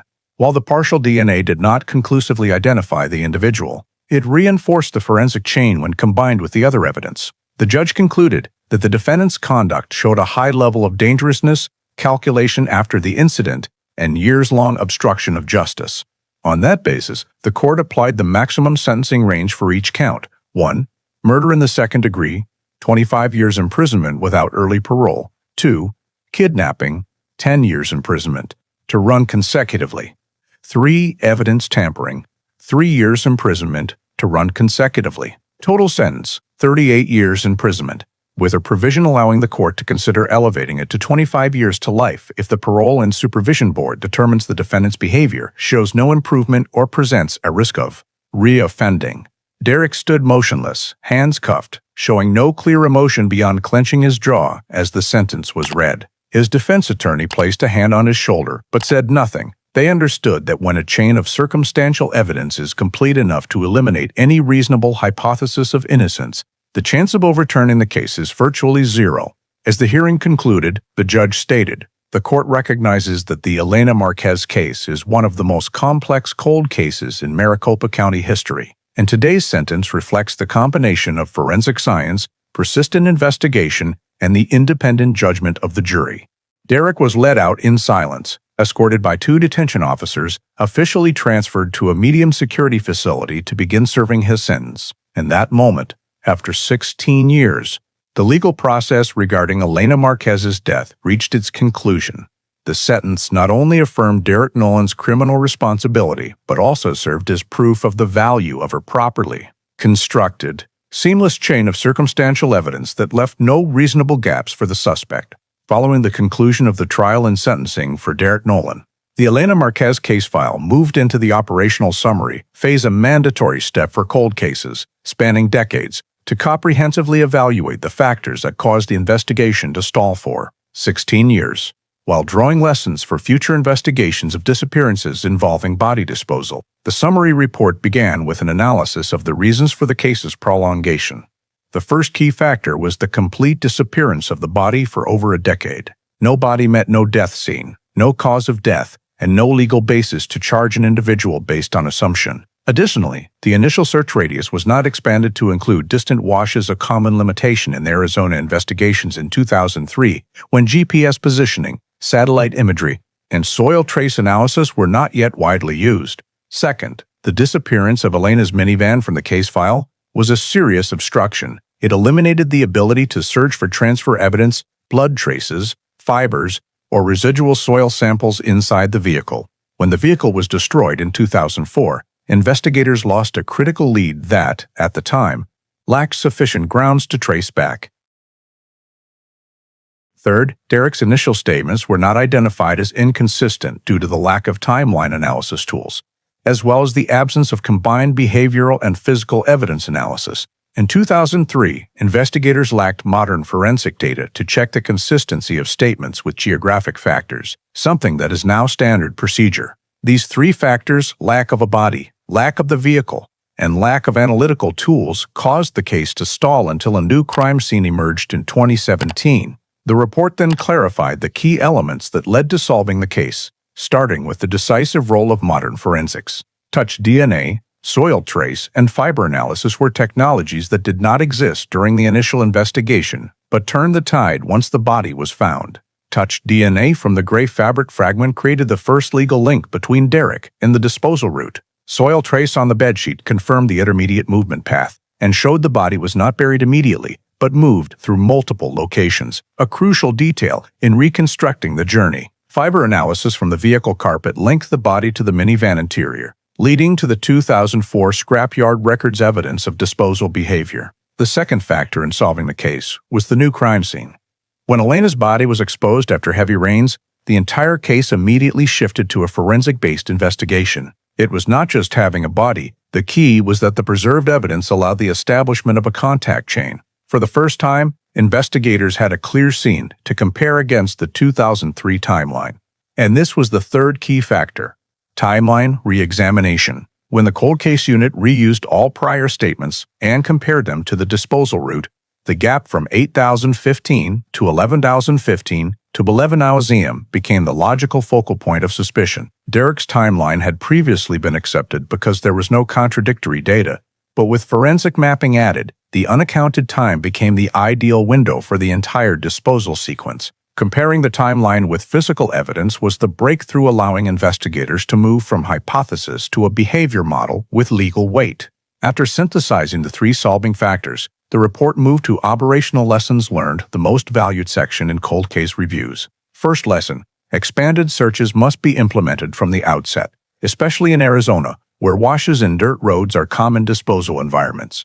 Overlooking the wash areas in 2003 caused investigators to miss an early chance to find the fabric fragment, delaying the entire process by years. Second lesson: old evidence must be handled proactively, not waiting for technology to advance, but maintaining periodic reevaluation. The gray fabric and interior plastic fragments were once deemed no value early on, but with the development of touch DNA and fiber analysis, they became foundational legal evidence. This reminds us that any evidence, no matter how small, must be preserved for future use. Third lesson: behavioral analysis must be applied in parallel with physical evidence investigation. Derek's access to the victim at the exact time, control over the vehicle, and history of controlling the relationship were factors that balked earlier if the analysis process had been applied from 2003. In summary, the cold case unit affirmed no single piece of evidence solved the case. But when forensics, the new crime scene, and timeline re-examination combined, what was once fragmented became a consistent, logical structure.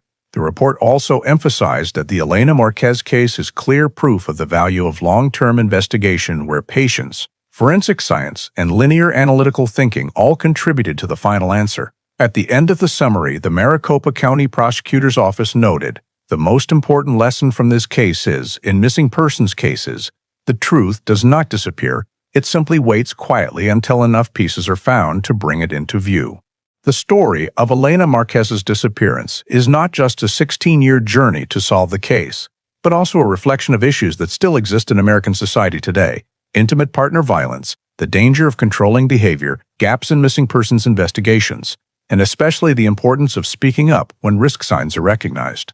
Elena did not die from a sudden accident. She was drawn into a relationship where control, jealousy, and manipulation steadily escalated. Derek Nolan did not leave obvious signs of violence before she vanished, but his control over her schedule, changing statements, positioning himself as the only one with access to the car and home, and the deliberate destruction of the minivan show a form of silent violence, violence through power, which is common in intimate partner violence cases in the U.S. This is a reminder that outsiders sometimes do not see the signs, but small changes, partners controlling phones, limiting social interactions, or constantly making you feel like you have to explain every action, are red flags that should not be ignored. The story also shows that modern forensic science can deliver justice even after a very long time, but it cannot replace early reporting and early intervention.